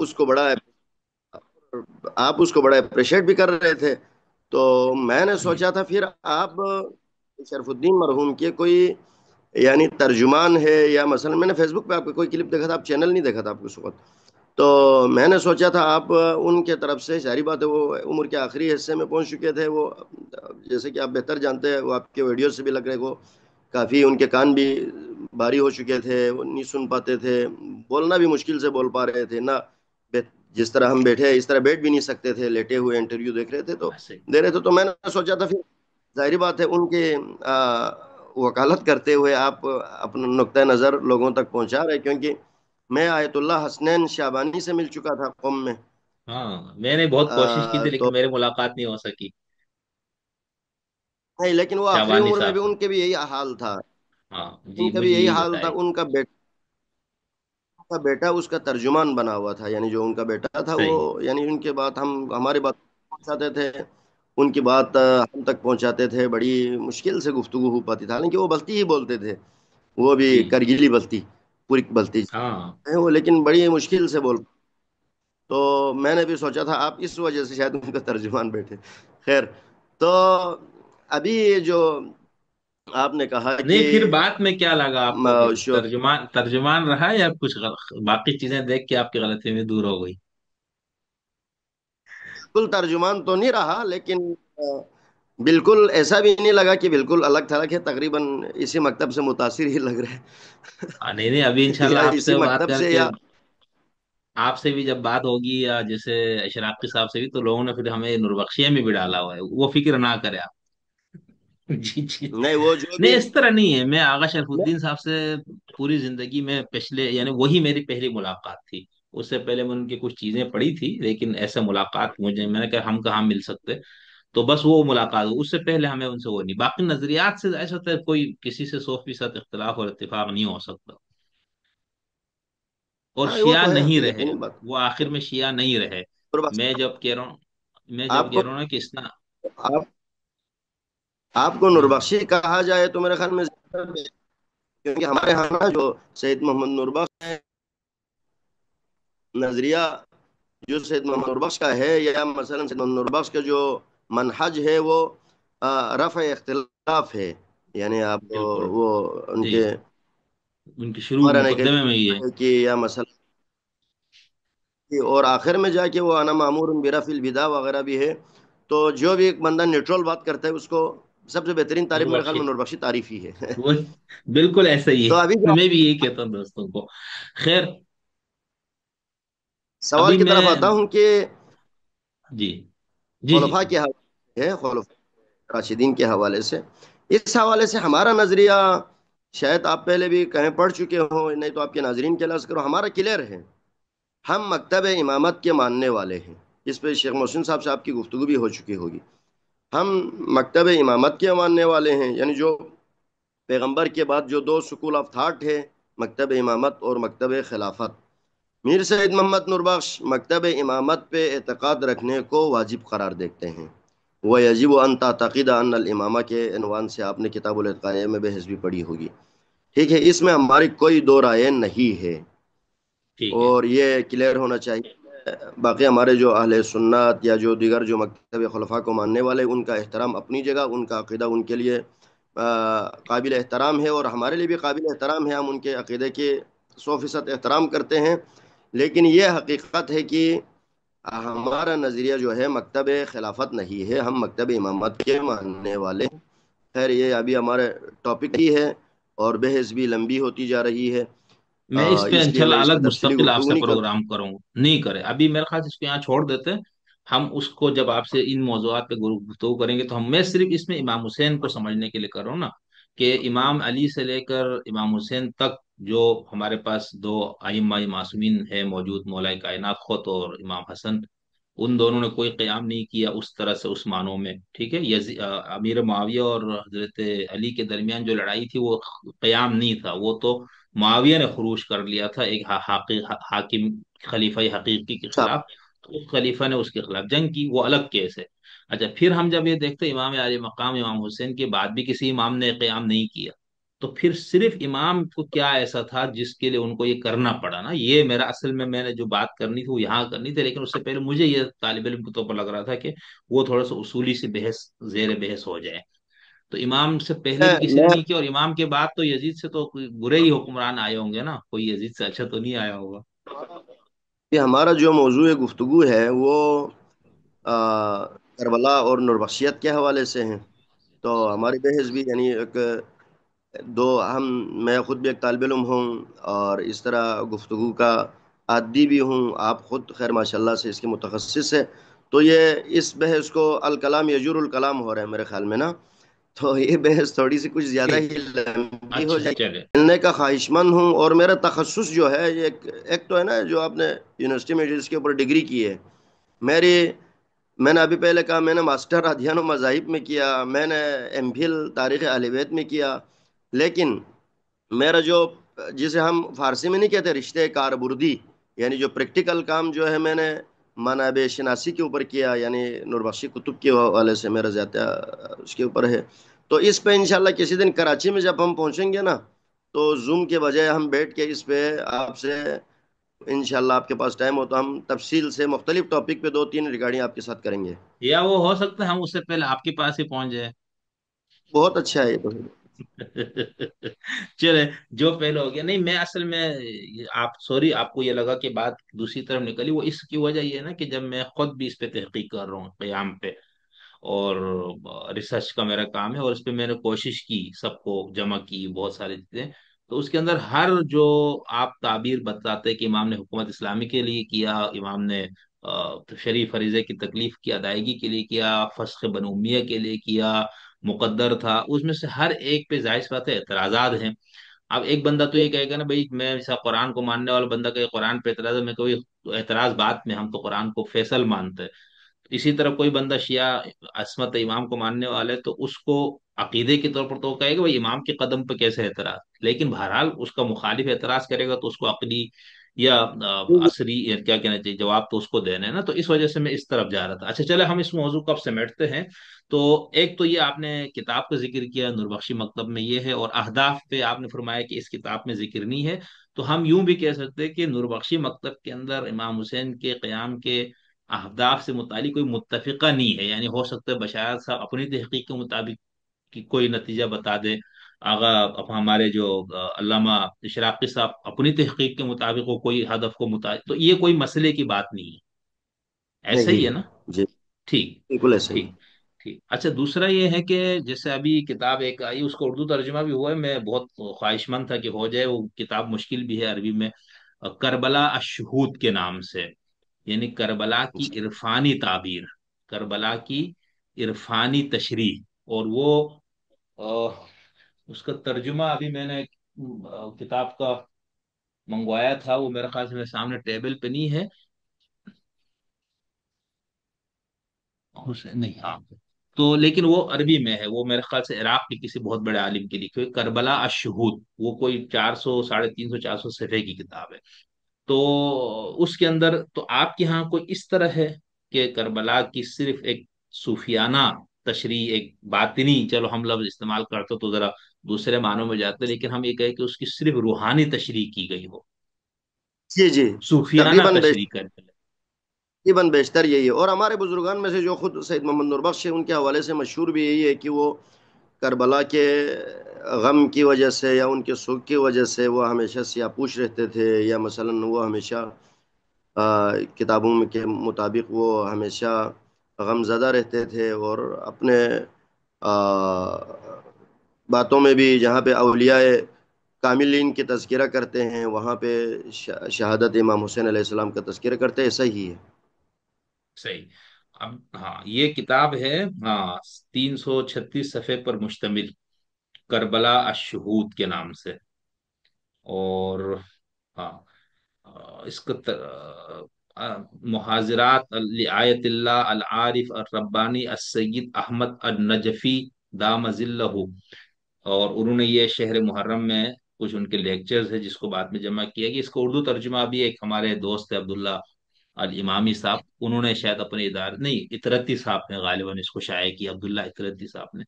तो वो ये एक उसकी करबला की रूहानी कहें या उसकी एक सूफियाना या इरफानी तशरीह है, जिसके अंदर फिर वो चीजें उस तरह से नहीं आती जो हमारे पॉलिटिकल पहलू से, इनकलाबी पहलू से, इस तरह से। ठीक, अच्छा, हमारे यहाँ भी दूसरा आप। तकरीबन, जी जी। जी हम बुजुर्गान तसव्वुफ अक्सर का तकरीबन ख्याल यही है। यही है ना, बिल्कुल ठीक। अच्छा, दूसरा आपके यहाँ जब अभी जैसे हमारे यहाँ एक गिरोह शियान यजीद, में उनको छेड़ने के लिए कहता हूँ, वो खुद इसको पता नहीं कैसे लेते हैं। तो शियान यजीद का हमारे यहाँ एक अल महमूद अब्बासी और उनसे मुतासिरा कुछ लोगों ने, आप इस पे, जैसे मैंने डॉक्टर इरफान साहब से भी इस पे तफसीली बात की थी, तो उन लोगों का ख्याल ये है कि भाई मतलब एक तो यजीद का जो इतना मकरूह उसको बनाया गया, इंतहाई बदबूदार टाइप का बंदा, बिल्कुल, यानी चलो तकफीर आप ना करे तो बहरहाल तकफीर के करीब करीब तो हो ही जाता है वो बंदा। तो आपके यहाँ इस हवाले से कुछ है कि उसकी तकफीर हो, या ये है कि वो महज फासिक महज था? ये असल में, खैर वो ये आप हम वही जो अदियान व मज़ाहिब में जब खवारिज की बहस पढ़ते हैं तो क्या मुर्तकिब गुनाह कबीरा काफिर है या नहीं है, ये वाली बहस बन जाएगी अगर इस पे थोड़ी सी वो ये उनका नजरिया बन जाएगा। लेकिन अर्ज यह है कि ये एक तारीखी बहस है कि आया वाकई यजीद का चेहरा इस तरह था या नहीं था, क्या सिर्फ वाकई करबला पे इक्तिफा किया, या वाकई हिर्रा है, मदीनतुन नबी की तौहीन है, या इधर काबा को जलाना है। ये एक तारीखी बहस है। तो इसमें तो इजमाع उम्मत है, और तकरीबन अहले सुन्नत की भी अक्सरियत का नज़रिया जो अहले सुन्नत वल जमाअत है, जैसे कि अभी हम खुद यही है। पाकिस्तान के अंदर भी देख, अक्सरियत का नज़रिया ये है कि वो उसका जो काम था वो गलत था। न सिर्फ गलत था बल्कि शरीयत के मुखालिफ था, और ख़ुद ज़ाती तौर पर भी एक फासिक व फाजिर इंसान था। इसमें कोई शक नहीं। बाकी जाहिर बात है उसने भी जो हुकूमत कायम की थी, हुकूमत जिस तरह से भी हो, लेकिन उसका भी दावा तो इस्लामी हुकूमत का ही था, क्योंकि बाप की कुर्सी पे जो बैठा था। तो लेकिन बकौल हज़रत मौदूदी या उनसे पहले जो उनके बुजुर्गान के बकौल, वो तो खिलाफत कब से मुल्कियत में तब्दील हो चुकी थी, और उसी मुल्कियत में तब्दील होने का नतीजा हमने यजीद जैसों की शक्ल में भी देख लिया। बाकी इस हवाले से कोई नूरबख्शी ख़ास नज़रिया इस हवाले से कहीं मौजूद नहीं है कि उसके ठीक हवाले से हम क्या हुक्म देंगे। ठीक, थैंक यू। अच्छा, बस इसी हवाले से आखिरी सवाल, फिर मैं एक दो और सवाल करूंगा कि इमाम हुसैन की पूरी जिंदगी, पूरी सीरत की मैं बात नहीं कर रहा हूँ, उनकी जिंदगी का ये खास पहलू जिसके अंदर उन्हें इंतहाई किल्लत तादाद के बावजूद कयाम किया, और उनको यकीन था कि मेरे साथ ये कुछ होगा, कुछ तो हुजूर की पेशगोइयों की वजह से, और कुछ वो जो हालात थे और उसकी वजह से, कुछ जो आप बाकायदा उसमें जाहिर से जंग करने के लिए तो नहीं निकले थे, जिसके लिए आप फौज को तरतीब देते, और वो ठीक है, वो जो दूसरा मौकफ वाले के लाखों खतूत आए थे, हजारों, 18-20 हजार, और उनको ये यकीन था कि लाखों लोग कूफा में मेरे लिए मौजूद होंगे, उसको आप पता नहीं कैसे लेते, लेकिन हम उसको छोड़ के ये जो हमारे सामने मौजूद है, और दूसरी तरफ एक इंतहाई ताकतवर, जालिम, बदकिरदार तरीन एक हुक्मरान कुर्सी इख्तिदार पे बराजमान था, जिसने अपनी कुर्सी को बचाने के लिए कुछ भी करना था, जिस तरह आज के जमाने के डिक्टेटर्स भी यही करते, जाहिर सी बात है कि कोई इस तरह को उठे तो उसको उन्होंने खत्म करना है। तो इस खास अकदाम में क्या उम्मत के लिए काबिल इस्तिनाद है ये, कि उम्मत या उम्मत की कोई में से कोई बंदा कोई तहरीक लेकर उठे और ये बुनियाद बनाए कि इमाम हुसैन ने भी ऐसा किया तो हम कर रहे हैं? इसके ऊपर आपके यहाँ कोई बहस है या आपकी अपनी कोई तहकीक इस पे? मैं इसमें, हमारे यहाँ कोई अलग बहस तो नहीं है, लेकिन हमारे यहाँ जो इमामत के शराइत जो बयान करते हैं, या मसलन इमामत के हवाले से, हाकिम के हवाले से, तो सबसे पहले ये है कि मैंने शुरू में भी इस चीज़ की तरफ इशारा किया, खुद कम अज़ कम इस चीज़ के अहल हो जो बंदा तहरीक उठा रहे। हर कोई अभी ठीक है। तो जाहिर बात है, आपने भी इशारा किया, हम सब दुनिया में देख रहे हैं, हर बंदे जो अभी किसी के खिलाफ तहरीक का क़याम करते, कोई क़याम करते या कोई तहरीक आवाज़ उठाते, तो उन सब का मौक़ूफ़ यही है कि मैं, वो बंदा गलत गलत था तो मैं इसको सही करने जा रहा हूँ। ऐसा ही है। और हमारे सैयद मोहम्मद नूरबख्श ने भी इसी के ऊपर बाकायदा क़याम किया था। हाँ, हाँ ये जी। मैंने पूछना था, चलो ये आ गया ना। हाँ। مرزا شاہرخ تیموری کے خلاف آپ نے باقاعدہ نہ صرف قیام کیا بلکہ تاریخی کتابوں کے مطابق کردستان کے کچھ علاقوں میں آپ کی حکومت بھی قائم ہو گئی تھی۔ قائم ہوئی۔ تو یہ سیرہ میر سعید محمد نوربخش ہے کہ اگر کوئی ظالم فاسق فاجر شخص آپ کے اوپر حکمران ہے تو اس کے خلاف آواز اٹھانا ضروری ہے، لیکن کم از کم خود بندہ کا ہدف یہ ہو، اور دوسری بات یہ ہے کہ خود کس قسم کا بندہ ہے یہ بھی مد نظر دیکھنا ہوگا۔ اور سید محمد نوربخش نے باقاعدہ اس کے خلاف قیام بھی کیا، اسی کے جرم میں 2 3 دفعہ جیلوں میں بھی جانا پڑا، پھر جیلوں سے رہائی بھی ہوئی۔ پھر آپ کے یہ میں نے پہلے عرض کیا کردستان کے کچھ علاقوں میں آپ کے نام سے سکہ بھی چلتا رہا باقاعدہ۔ پھر اس کے اوپر آ کے ادھر آخر میں جو آپ جس علاقے میں ابھی آپ دفن ہے، آپ کا مدفن جو ہے سولغان، کن سولغان کہتے ہیں، ایک بالکل چھوٹا سا دیہات ہے تہران کے نواحی علاقے میں۔ اب تو خیر وہ تھوڑا اسٹیبلشڈ ہو گیا اور پکنک پوائنٹ بن گیا، نہیں تو دیہات ہی ہے، یعنی بالکل دو پہاڑوں کے بیچ میں ایک نالے کے ساتھ، ہمارے بلتستان جیسا ماحول ہے وہاں پہ۔ تو اچھا۔ وہاں پہ جا کے کیا گیا، وہاں پہ پھر ابھی تو خیر ان کا مقبرہ بھی عالیشان بنا ہوا ہے، اور ابھی تو پکنک پوائنٹ ہے، لوگ کافی گھومنے تہران کا نواحی علاقہ ہے، تو تہران آپ کو پتا ہے اس وقت یعنی امیروں کا شہر ہے، تو وہاں سے لوگ گھومنے پھرنے کے لیے آتے ہیں۔ اب تو وہ بڑے ہوٹل شوٹل ریسٹورنٹ وغیرہ بنے، نہیں تو بہت ہی یعنی بالکل ہی ایک سائٹ ایریا میں آپ کو بھیج دیا گیا، وہاں پہ جلا وطنی کی تقریباً زندگی گزاری، اور آپ کی وفات بھی ادھری ہی ہوئی۔ صحیح صحیح۔ تو بہرحال میں ابھی اس بیس میں، چلو ہم بات میں اس طرح کی چیز پہ آئیں گے کہ یہ جو سید نوربخش کا اپنا بھی اور آپ نوربخشیوں کی تاریخ میں یہ چیز ملتی ہے، تو میں نے کہا کہ چونکہ جو ہمارے ہاں جو لوگ ظالم حکمران کے خلاف اقدام یا خروج کے قائل ہیں، اور یہاں پر دیکھیں تنقید میرا مراد نہیں لے رہا ہوں، اس پہ تنقید کرنا اس پہ تو کوئی بات نہیں ہے، اس کو نصیحت کرنا اس پہ بھی کوئی اختلاف، لیکن مسئلہ وہاں پر آتا ہے جیسے ہمارے ٹی ٹی پی والوں کا موقف ہے نا کہ اسلامی ریاست نہیں ہے پاکستان، تکفیر اس کی ہوتی ہے اور وہ کہتے ہیں کافر ریاست ہے، اور وہاں پر حکمران سارے کافر بیٹھے ہیں، تو ہم ان کے خلاف اٹھے ہوئے اور ہم ان کو ختم کر کے اپنی حکومت لائیں گے۔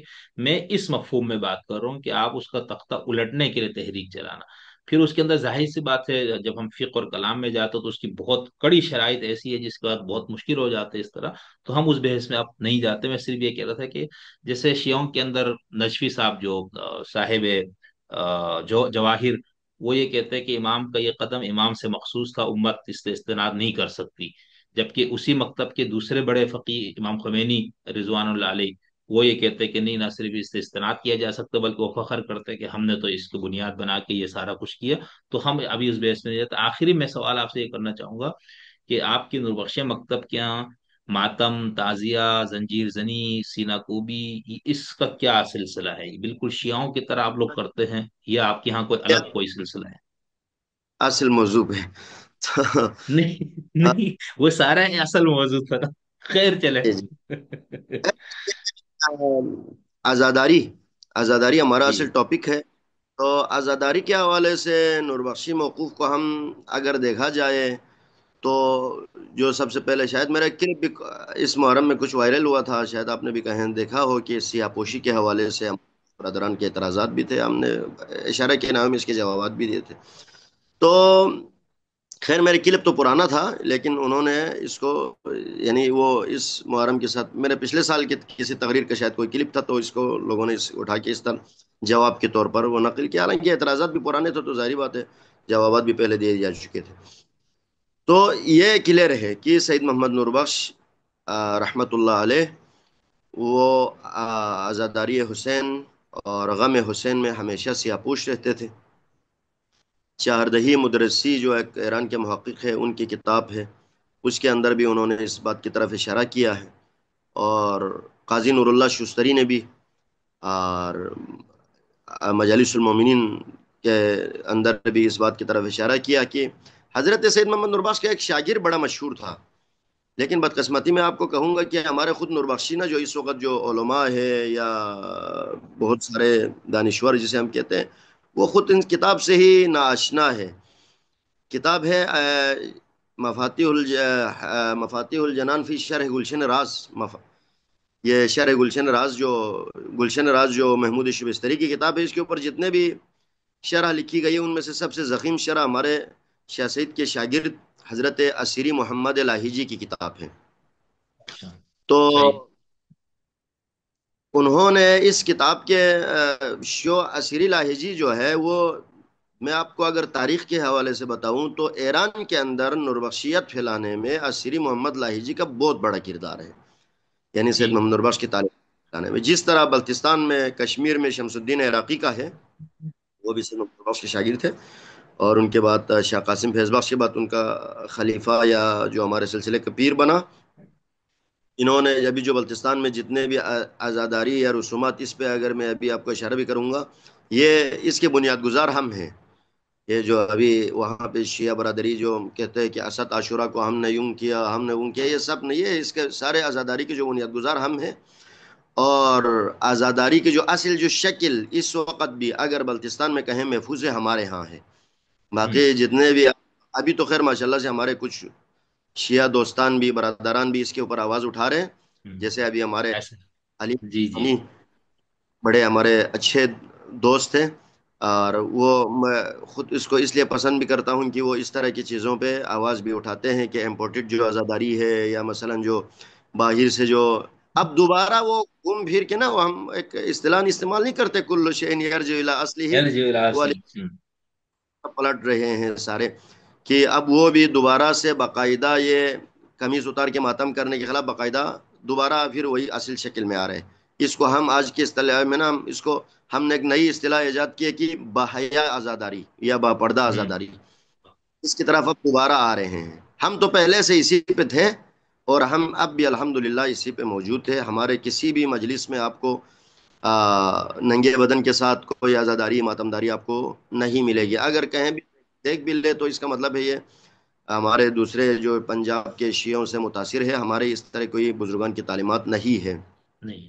ایسا تو ہی ہے. پاکستان میں آزاداری کو جس طرح یعنی نوربخشیت کو میر شمس الدین عراقی نے فروغ دیا، ایران کے اندر اسیری محمد لاہیجی نے نوربخشیت کو فروغ. اسیری محمد لاہیجی یہ شاہ اسماعیل صفوی کے دور کا بندہ ہے. اچھا. شاہ اسماعیل صفوی ان کے خانقاہ میں گئے ایک دفعہ، یہ کتابوں میں موجود ہے یہ واقعہ. تو اسیری محمد لاہیجی کوئی کالے کپڑوں میں ملبوس تھے، یعنی کالے سیاہ لباس میں ملبوس تھے. تو انہوں نے پوچھا، یہ ایرانی کلچر کا حساب بھی ہے، آپ بھی جانتے ہیں ایران میں اب بھی یہ جو کسی کے ہاں کوئی فوتگی ہوتی ہے تو 40 دن تک جو اگر کوئی خاص رشتہ ہے تو وہ بلیک کپڑے ہی پہنتے ہیں، کالے قمیص، کالی قمیص یا کالے لباس ہی پہنتے ہیں اب بھی.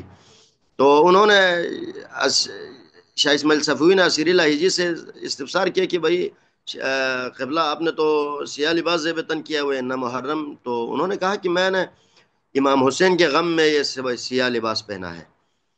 تو شاہ اسماعیل نے کہا یہ امام حسین کا غم تو محرم کے 10 دن ہے، ہوں.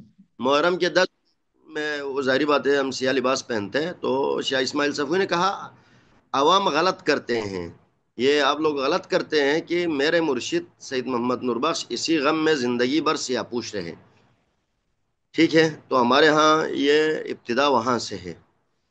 پھر ہمارے ہاں ایک کتاب ہے سراج الاسلام کے نام، ہمارے بزرگ حضرت میر مختار اخیار نے فقہ الاحوت کے اوپر ایک شرح لکھی ہے. اس کے بحث میں جو تعزیت کے جو بحث ہے، اس میں میں نے کچھ نوٹ بھی آپ کو رکھا ہوا تھا. اس کے تعزیت کی جو بحث ہے اس میں وہ فرماتے ہیں کہ آیا کہ واقعی کوئی جو تعزیت کرتے نہیں کرتے، اس کے بحث میں حضرت میر مختار رحمت اللہ علیہ وہ کہتے ہیں کہ ظاہر الفسق ہے نا، فقہ میں، فقہ کے اندر کہ ظاہر الفسق کے پیچھے جماعت نہیں ہوتی، نماز نہیں صحیح ہے. ہوتی، نماز جماعت. نہیں ہوتا. اس کے اس کے حاشیے پہ، اس کی شرح میں ہمارے سلسلے کے پیر طریقت میر مختار اخیار فرماتے ہیں یعنی تعزیت سید الشہداء کی گریے بر حسن و حسین و اہل بیت نہ کنت انک ظاہر الفسق است. او. اچھا. ہاں جی. تو ہاں جی، جو گریہ نہ کرے تو یہ اہل بیت علیہ السلام پر جو عزاداری نہ کرے وہ ظاہر الفسق کے زمرے میں آتے ہیں. اس کے پیچھے نماز پڑھنا پھر درست نہیں ہے. تو ہمارے ہاں یہ ایک بحث موجود ہے. اس کے علاوہ میں اب اس کو خلاصے کی طرف آؤں گا کیونکہ بحث کافی لمبی ہو گئی. تو ایک اور چیز جو ہمیں یہ زنجیر زنی کے حوالے سے، ہاں. میں نے کافی اس پہ ہمارے بزرگوں کی تعلیمات بھی دیکھی، یعنی جو متاخرین کے فتوا بھی دیکھے، کہیں پر بھی زنجیر زنی کے کوئی ثبوت نہیں ہے. زنجیر زنی اچھا. کا ہمارے ہاں کوئی تو ہو نور بخشی میں نظری ہوتی عملاً؟ نہیں. صرف میں ابھی بتا رہا ہوں عملی طور پر بھی ہمارے ہاں کوئی زنجیر زنی نہیں ہوتی تھی. صرف میں آپ کو مسئلے کی بات بتاؤں، صرف ایک جگہ ہوتی تھی. ایک گاؤں اچھا. تھا ہمارے خپلو کے اندر جی، ایک گاؤں تھا، اس گاؤں کے ایک محلے کے لوگ کرتے تھے. ہاں. مچولو نامی ایک گاؤں، وہ یہ 4-5 سال پہلے تک وہاں پہ بھی زنجیر زنی ہوتی تھی. ان کے جلوس نکلتا تھا، جلوس میں پھر ہمارے جو موجودہ پیر طریقت کا جو فرزند ہے جناب سید شمس الدین صاحب ہے، وہ جا کے انہوں نے ان گاؤں والوں کو بیٹھا کے ریکویسٹ کر کے ان کو سمجھوانوں کو سمجھا بجھا کے اب انہوں نے وہاں پر بھی بند کر دی. اچھا. اچھا ہوا یہ تو ہمیں. ٹھیک، تو آپ یہ ہاں. بہت اچھا ہو گیا. اچھا ایک اور چیز بتائیں، نہیں فقہ الاحوات کے اندر بخشی پلیٹ فارم سے پاکستان کے اندر کہیں پر بھی زنجیر زنی نہیں ہوتی، اور نہ ٹھیک ہمارے ٹھیک. پاس اس کی کوئی دلیل. باقی ٹھیک. مرثیہ خوانی، نوح، شبیہ علم، محمل، ذوالجنا، اس پر ہمارے سابقہ پیر جو ابھی موجودہ پیر کے والد گرامی سید اون علی شاہ، پہلے جو ہمارے پیر تھے سید اون علی شاہ جن کے 1990 میں ان کی وفات ہوئی ہے، تو ان کا باقاعدہ ایک فتویٰ، ریٹن فتویٰ موجود ہے اچھا. کہ ان سے سوال کیا کیا محرم کے ماتمی جلوسوں میں علم اور محمل وغیرہ نکالنا صحیح ہے؟ تو آپ نے فرمایا کہ حضرت امام حسین کے ماتم میں اگر کوئی حسین کا قصہ بیان کر کے رلانے یا مرثیہ نوحہ یا کوئی شبیہ علم یا محمل یا ذوالجناح وغیرہ دکھا کر رلائے تو یہ کار ثواب ہے، گناہ نہیں ہے. ٹھیک. مگر ذوالجناح مسجد خانقاہ کے اندر لے جانا جائز نہیں، کیونکہ اگر وہ اندر بول و براز کرے تو یہ گناہ ہوگا. کیونکہ مسجد کے اندر بے حرمتی نہ ہونے دینا انسان کی ذمہ داری ہے اور حیوان کی نہیں ہے. یہ حیوان کی نہیں بلکہ واہ. انسان کی ذمہ داری ہے. اسی طرح مسجد کے اور اسی طرح زنجیرزنی کر کے مسجد کو نجس کرنا بھی گناہ ہے. لہذا خلاف شریعت کوئی کام نہیں ہونا چاہیے، اگر کوئی ایسا کرے تو وہ گناہ گار ہے. ان کا یہ ریٹرن صحیح. فتویٰ. یہ بہت فتویٰ اچھا. ہمارے ایک ڈاکٹر صاحب ہے، پی ایچ ڈی ڈاکٹر بھی ہیں، انجینئر نذیر حسین، ان کی ایک کتاب ہے زندہ جاوید کا ماتم کیوں، یہ بھی تقریباً یہ 90 کی دہائی میں لکھی گئی ہے. اس کتاب میں بھی انہوں نے اس فتویٰ کو ہو بہو نقل کیا ہے. اور یہ ہمارا ہاں ایک موقف کلیئر ہے. تو ہمارے ہاں سینہ ٹھیک. زنی کے حوالے سے اور آزاداری کے حوالے سے بھی الحمدللہ ایک اچھی روش، اور میں سمجھتا ہوں شرعی روش، یعنی حدود شرع کے اندر رہتے ہوئے. اور آپ نے کبھی ہماری نوربخشی مجلس اگر اٹینڈ کی ہو، کیونکہ آپ شگر سے تعلق رکھتے، شگر میں ہماری آبادی جن علاقوں سے آپ لوگ کا تعلق ہے وہاں پہ کم ہے، یعنی کم ہے. اور وہ بھی ہے تو وہ اگر ہے بھی تو آپ لوگوں کے تحت تاثیر زیادہ ہے. اس وجہ سے وہاں پہ شاید اصل شکل موجود نہ بھی ہو. تو آپ ہمارے خپلو کی کسی آزاداری میں پنڈی اسلام آباد میں، کراچی میں ہماری کسی مجلس میں تشریف لائیں گے تو ہماری مجلس ایک غم سے شروع ہوتی ہے، غم و اندوہ سے، مرثیہ خوانی سے. ہماری مجلسوں میں، ہماری تقریروں میں کوئی واہ واہ نہیں ہوتا، کوئی نعرے نہیں لگتے، کوئی سلوات نہیں بھیجا جاتا مجھے تقریر کے پتہ ہے. دوران. میں خود جی شریک ہوں، ہم ہمارے بالکل. علاقے میں خانقاہ میں بالکل ماتم یہ وہ ہوتا ہے سارا. اور بالکل الگ جی جی. ان کا انداز، اور یہ جو شیعوں سے بالکل فرق واضح ہوتا ہے کہ نہیں یار یہ دوسرے لوگ ہیں. 10-12 سال سے مسلسل یعنی شہروں میں مجلس پڑھ رہا ہوں. یہ کراچی میں جس مدرسے میں آپ گئے وہاں بھی میں نے 2 سال اشرہ پڑھا، ادھر واہ میں 2 سال پڑھا، راولپنڈی میں 2-3 سال پڑھا. ابھی جس مسجد پہ میں ہوں یہاں پہ بھی میں نے یہاں آنے سے پہلے بھی 2 دفعہ محرم کے لیے آیا ہوں. بلتستان میں بھی بہت سی جگہوں پر میں اشرے پڑھ چکا ہوں. تو وہاں پر بھی ابھی بھی ہماری مجلس بالکل ایک پرسوز انداز سے شروع ہو کے پرسوز انداز میں اختتام ہوتا ہے. یہ ہمارے بزرگان کی تو تعلیمات ہے.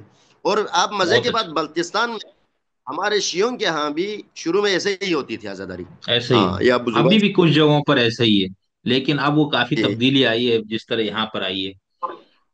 درمیان میں واہ واہ کا کلچر جو ہے، یا درمیان میں نعرے اشعار بازی کا جو کلچر ہے، یا ننگے ہو کے ماتم کرنے کا جو کلچر ہے، یہ سارے امپورٹڈ ہے. کیونکہ صحیح. بلتستان میں کلچر، بلتستان کا ایسا مذہبی تہوار یا مذہبی عزاداری نہیں تھی. ٹھیک، بہت اچھا آپ نے بتایا، بہت شکریہ. اچھا ایک چیز بس آخری، یہ آپ لوگ کو یہ محرم کی 10 دن آپ لوگوں کی ہم مجلسیں ہوتی ہے اس حوالے سے، मातम और ये, तो उसके बाद फिर? नहीं, हमारे यहाँ यकुम से 13 तक, बल्तिस्तान के 13 हर तक। खानका में 13 ठीक। मुहर्रम तक। और हमारे यहाँ एक और चीज भी है, जिस तरह आप आशूर के दिन ये अलम, ताबूत वगैरह के शबी बरामद करते हैं, वो हम 13 को भी करते हैं। ठीक। ठीक। 13 भी ठीक। आशूरा की तरह ही मनाते हैं। फिर इसके बाद हमारे यहाँ कोई ये अशरा सानी या खमसा या फलान या इस तरह का नहीं कोई है। रिवाज मौजूद। सही। फिर क्या, हम अरबईन यानी चहलू में इमाम हुसैन के दिन एक बड़ी मजलिस बपा करते हैं, जिस तरह आशुरा करते हैं। वहां पर भी अलम, ताबूत, ये महमिल वगैरह इसकी शबी बरामद किए जाते हैं। सही। वहां पर भी कायदा मजलिस होती है। दरमियान में हमारे यहाँ कोई मजलिस नहीं होती, इल्ला इनकी ये साल में जो अय्याम शहादत व विलादत है, उस पर हमारी हाँ महफिलें वो तो ठीक, वो तो है। ठीक। मुहर्रम में। ठीक, बस सही। अच्छा, ये फिकुल अहवत के अंदर कोई बाप है मातम पे, या इसके ऊपर अलग से कोई अहकामात पे? फिक़्हुल अहवत के अंदर स्पेशली मातम के हवाले से कोई बहस मौजूद नहीं है। सिर्फ बाबू सलात के अंदर जो मैयत है ना, आम जो बंदा जब फौत होता है, तो उसके ऊपर एक बहस है कि वह ताज़ियत मुस्तहब्बतुन इला सलासत अय्याम। आम जो बंदे की ठीक। बात है, ये भी शोहरत की बात नहीं हो रही, ना कि करबला की बात हो रही ठीक।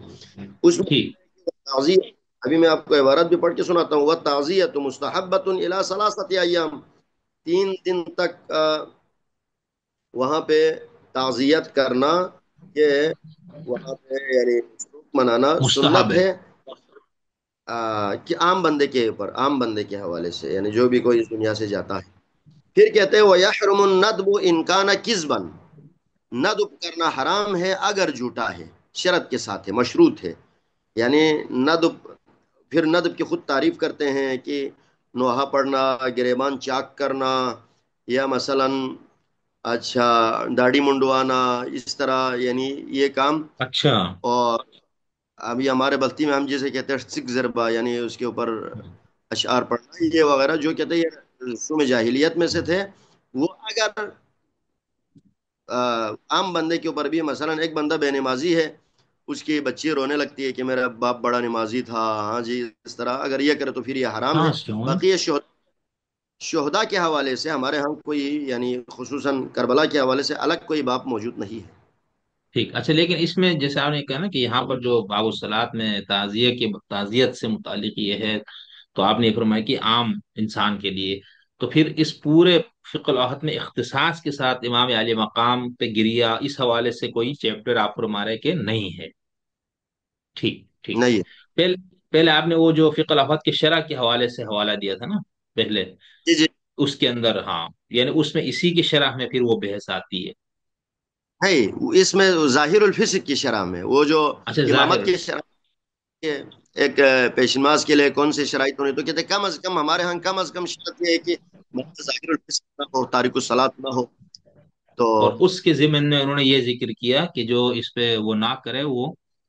ये है कि जाहिरुल फिस्क की तारीफ में कहा कि ठीक। ये बहुत अच्छा। बहुत अच्छा। और वो नहीं, ये बहुत वाजी होगी। आप, मेरे जहन में यही था कि मैंने कहा ये भी आपसे क्लियर कर लूं कि इस हवाले से कोई अहकामात या उस हिसाब से कोई चीजें। बहुत शुक्रिया कबला, आपने मुझे। जी। कोई आप बात करें अगर करना चाहें तो। पहला मैं आपका शुक्रिया अदा करता हूँ। मैं इंशाल्लाह आपका यहाँ चक्कर लगे, या मेरा वहाँ पे भी कभी कभार, हमारे क्योंकि इदारा मौजूद है तो कभी कभार चक्कर लगता है, तो इंशाल्लाह बैठ के हम एक दो और टॉपिक है। मैं आपको एक वो भी बता रहा था कि मेरा जो मास्टर का जो थीसिस था ना, जी। कॉम के अंदर जो, वो एक बड़ा इंटरेस्टेड चीज़ थी कि वो आपको ज़रूर उसके ऊपर किसी दिन हम बात करेंगे। और ये आपने शायद कहीं पढ़ा भी हो, सईद मोहम्मद नूरबख्श के ऊपर महदूवियत के दावे का इल्ज़ाम भी है। जी। जी। जी बिल्कुल है। इस पे रसूल लाजिमी जाफर बात करनी है। जाफरियान की किताब जो है, ये महदियान दुरूगीन जब शाये हुई, तो इस पे ज़्यादा बाकायदा तेहरान से एक ग्रुप, आप इनकलाबी कहें या जो भी कहें, एक ग्रुप आके वो सैयद मोहम्मद नूरबख्श का मकबरा गिराने भी आया था। तो अच्छा। हाँ जी, हाँ, वहाँ पे मौजूद एक खातून रहती है, उन्होंने हमें बताया कि वहाँ से बाकायदा इसको, इसके ऊपर तहरीक भी चली कि इसको गिरा दिया जाए। क्योंकि रसूल जाफरियान आपको पता है तारीख का बड़ा अच्छा मुहक्किक है।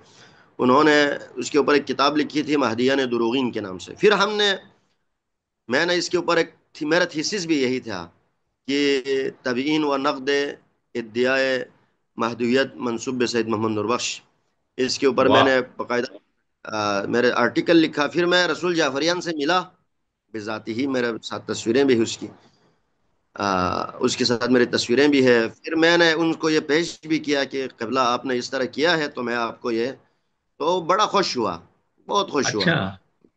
یہ آپ کو ماننا پڑے گا، ایرانی جو محققین ہیں نا وہ بڑے وسیع دل رکھتے ہیں. ہاں جی. نہیں، اگر محقق اگر پاکستان کہیں کا بھی ہو نا، حقیقی محقق وہ وسیع دل والا ہوگا. یہ ایران اور عرب کا نہیں ہے. تحقیق کا شعبہ اس میں آپ کوئی شک نہیں، ہاں. آپ باقی بہت سارے چیزوں کے خلاف کر، تحقیق کے شعبے میں بڑی وسعت ہے. تو آپ نہیں پاکستان میں اگر میں کسی مولوی کے خلاف ایسا کوئی آرٹیکل لکھوں نا تو پھر زندگی بھر وہ مجھ سے بات نہ کرے. نہیں نہیں، تو آپ ایران کے اندر خامنائی کے خلاف کچھ لکھوا کے دکھا دیں مجھے، پتا لگ وہ جائے گا کتنی تحقیق کا وہ نہیں ہے نا. آغا میں یہ کہہ رہا ہوں کہ یہ جو ہم بلا دیتے ہیں نا فلاں ملک کے لوگ ایسے فلاں مذہب، نہیں ہے. یہ تحقیق کا مزاج جس کا بھی ہوگا وہ ایسا ہی ہوگا. اگر نہیں ہے تو وہ محقق نہیں ہے. ہمنائی کو چھوڑے نا، آپ یہاں پہ ادھر ایک پوسٹ کر کے دکھائے نا موجودہ عاصم منیر صاحب کے خلاف. وہی میں کہہ رہا ہوں نا. میں نے تو یہ نہیں کہا کہ میں تو صرف فضیلت تو بیان ہی نہیں کی نا. میں کہہ رہا ہوں تحقیق کا مزاج جس کا بھی ہوگا وہ وسیع الظرف نہیں ہے تو محقق نہیں ہے. چاہے وہ ایرانی ہو، عربی ہو، وہاں پہ شیعہ ہو، پاکستانی ہو، خپلوی ہو، شگری ہو، اگر اس میں پہلے وسعت نہیں ہے وہ محقق نہیں ہے.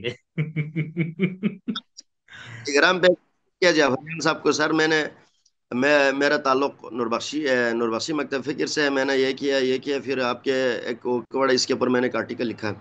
تو انہوں نے مجھے، حالانکہ وہ بڑا مصروف بندہ ہے، انہوں نے مجھے کہا کہ آپ پہلے مجھے وہ بھیج دیں، آپ کا آرٹیکل بھیج دیں تاکہ آپ کے آنے سے پہلے میں اس کو پڑھوں. پھر میں نے وہ واہ. بھیجا، اس کی فوٹو دی. پھر انہوں نے 3 دن بعد مجھے ٹائم دیا، میں اس سے ملنے گیا اس کے کتاب خانے کے اندر. تو بڑے پرتپاک طریقے سے انہوں نے نہ صرف استقبال کیا، انہوں نے مجھے وعدہ کیا کہ میں اگلی ایڈیشن میں آپ کے اس نقطۂ نظر کو بھی شامل کروں گا. پھر واہ. اس کتاب کی دوسری اشاعت آئی، اگلے ایڈیشن جب آیا تو اس کے حاشیے میں انہوں نے لکھا باقاعدہ کہ ماشاء اللہ. قوم میں زیر تعلیم ایک طالب علم نے اس کے اوپر نقد بھی کیا ہے، وہ اس سرے سے اس کے منکر ہے، اس ادعا کو درست نہیں سمجھتے. خیر واہ. اس پہ انشاءاللہ میں ایک تفصیلی اس پہ گفتگو کروں گا. مستقل پروگرام ہو، یہ تو بہت ضروری ہے. اچھا، اس سے میں صرف ایک چیز آپ سے پوچھوں گا بات ختم ہونے سے پہلے. رسول جعفریان صاحب کی کتابیں میں نے بھی ایک دو پڑھی، تو یہ مولانا ہے یا کوئی ریسرچر ٹائپ یونیورسٹی لیول کا؟ مولانا جی. معمم معمم اچھا اچھا. اچھا. لیکن ان کی مولانا کتابوں سے ایسا اندازہ نہیں ہوتا، اس لیے میں نے کہا کہ ذرا پوچھ لوں. اصل میں اس کے اپنی بائیو ہسٹری بھی، خیر یہ ہمارے موضوع سے ہٹ کے، لیکن چلو ایک دلچسپی والی بات ہے. اس کے ذاتی شخصی وہ بھی بڑی خوبصورت ہے. وہ کہتے ہیں کہ میں اس تاریخ کی طرف کیوں آیا، تو کہتے ہیں میں روزانہ درس خارج میں جاتا تھا. آپ کو پتہ ہے حضرت معصومہ کے حرم میں درس خارج کے بڑے بڑے کلاسز، بڑی بڑی کلاسز ہوتی ہیں. جاتا تھا میں روزانہ، نیچے بیٹھ کے یہ سوچتا تھا یہ 100 200 بندے بیٹھے ہوئے، یہ سب مجتہد بنیں گے، پھر کیا ہوگا. پھر میں ذاتی طور پر سوچتا تھا کہ شیعوں میں کون سا موضوع جو ہے وہ کمزور ہے، جس پہ کام زور نہیں ہے. ہوا ہے. تو میں خود بہت اہم. سوچتا. پھر تفسیر پہ تو بھی اب کافی ماشاءاللہ سے کام ہو چکے ہیں، حدیث پہ تو پھر ایک وسیع ذخیرہ موجود ہے. میں ذاتی طور پر سوچتا تھا، وہ کہتے ہیں کہ میں ذاتی طور پر سوچتا تھا کہ یہ تاریخ کا پہلو کمزور ہے. پھر میں نے اس درس خارج کو چھوڑ کے اس تخصص کو شروع کیا. وہ باقاعدہ پی ایچ ڈی ڈاکٹر بھی ہے، درس خارج تک کا طالب علم بھی ہے، اور اب بھی معمم ہی رہتے ہیں. صحیح، بہت اچھا. چلو قبلہ بہت مہربانی. میں انشاءاللہ اب آپ کے ساتھ وعدہ ہو گیا، دیکھو پبلک کے سامنے بھی اور پبلک کے سامنے نہ بھی ہو تو آپ ہمارے لیے بڑے عالم اور اس طرح کے آدمی. تو انشاءاللہ جب بھی میرا آنا ہوا یا آپ کا ادھر، نہیں تو لازماً 3 4 حصے میں آپ سے ریکارڈ کروں گا، آپ کے مقالے اور ان کو بھی سامنے رکھ کے اور یہ ساری چیزیں. Thank you. اور بخشی سلسلے کی کتابوں کے اوپر بھی ہم انشاءاللہ کوئی نشست کریں جی. گے. اور بہت اچھا. جو میں انشاءاللہ آپ کا ضرور. کام ہے اس پہ. اچھا، بس آخر میں آپ مجھے کوئی فون نمبر دے دینا، اگر کوئی دوست یہ کتاب لینا چاہے تو وہ کہاں رابطہ کرے؟ ہے کوئی نمبر اچھا، یاد آپ کو؟ آپ کو یا ہمارے ایک دوست کراچی میں ہوں گے، ان کے ذریعے میرے اپنی باقی کتابیں بھی آپ تک پہنچا دوں گا. میری زیارت کے نہیں، مجھ اوپر ایک تک تو کتاب انشاءاللہ پہنچ جائے گی، لیکن میں کہہ رہا ہوں میرے کوئی سننے والے لوگ پھر نیچے آ کے پوچھتے ہیں کہ بھائی کہاں سے ملے گی کتاب. کوئی نمبر تو دے زیارت دیں آپ.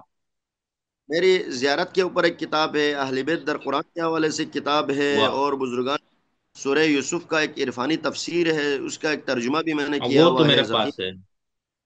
ہاں جی. تو انشاءاللہ میرا وہی جو واٹس ایپ پہ جو آپ کو میں نے میسج کیا 0321877775.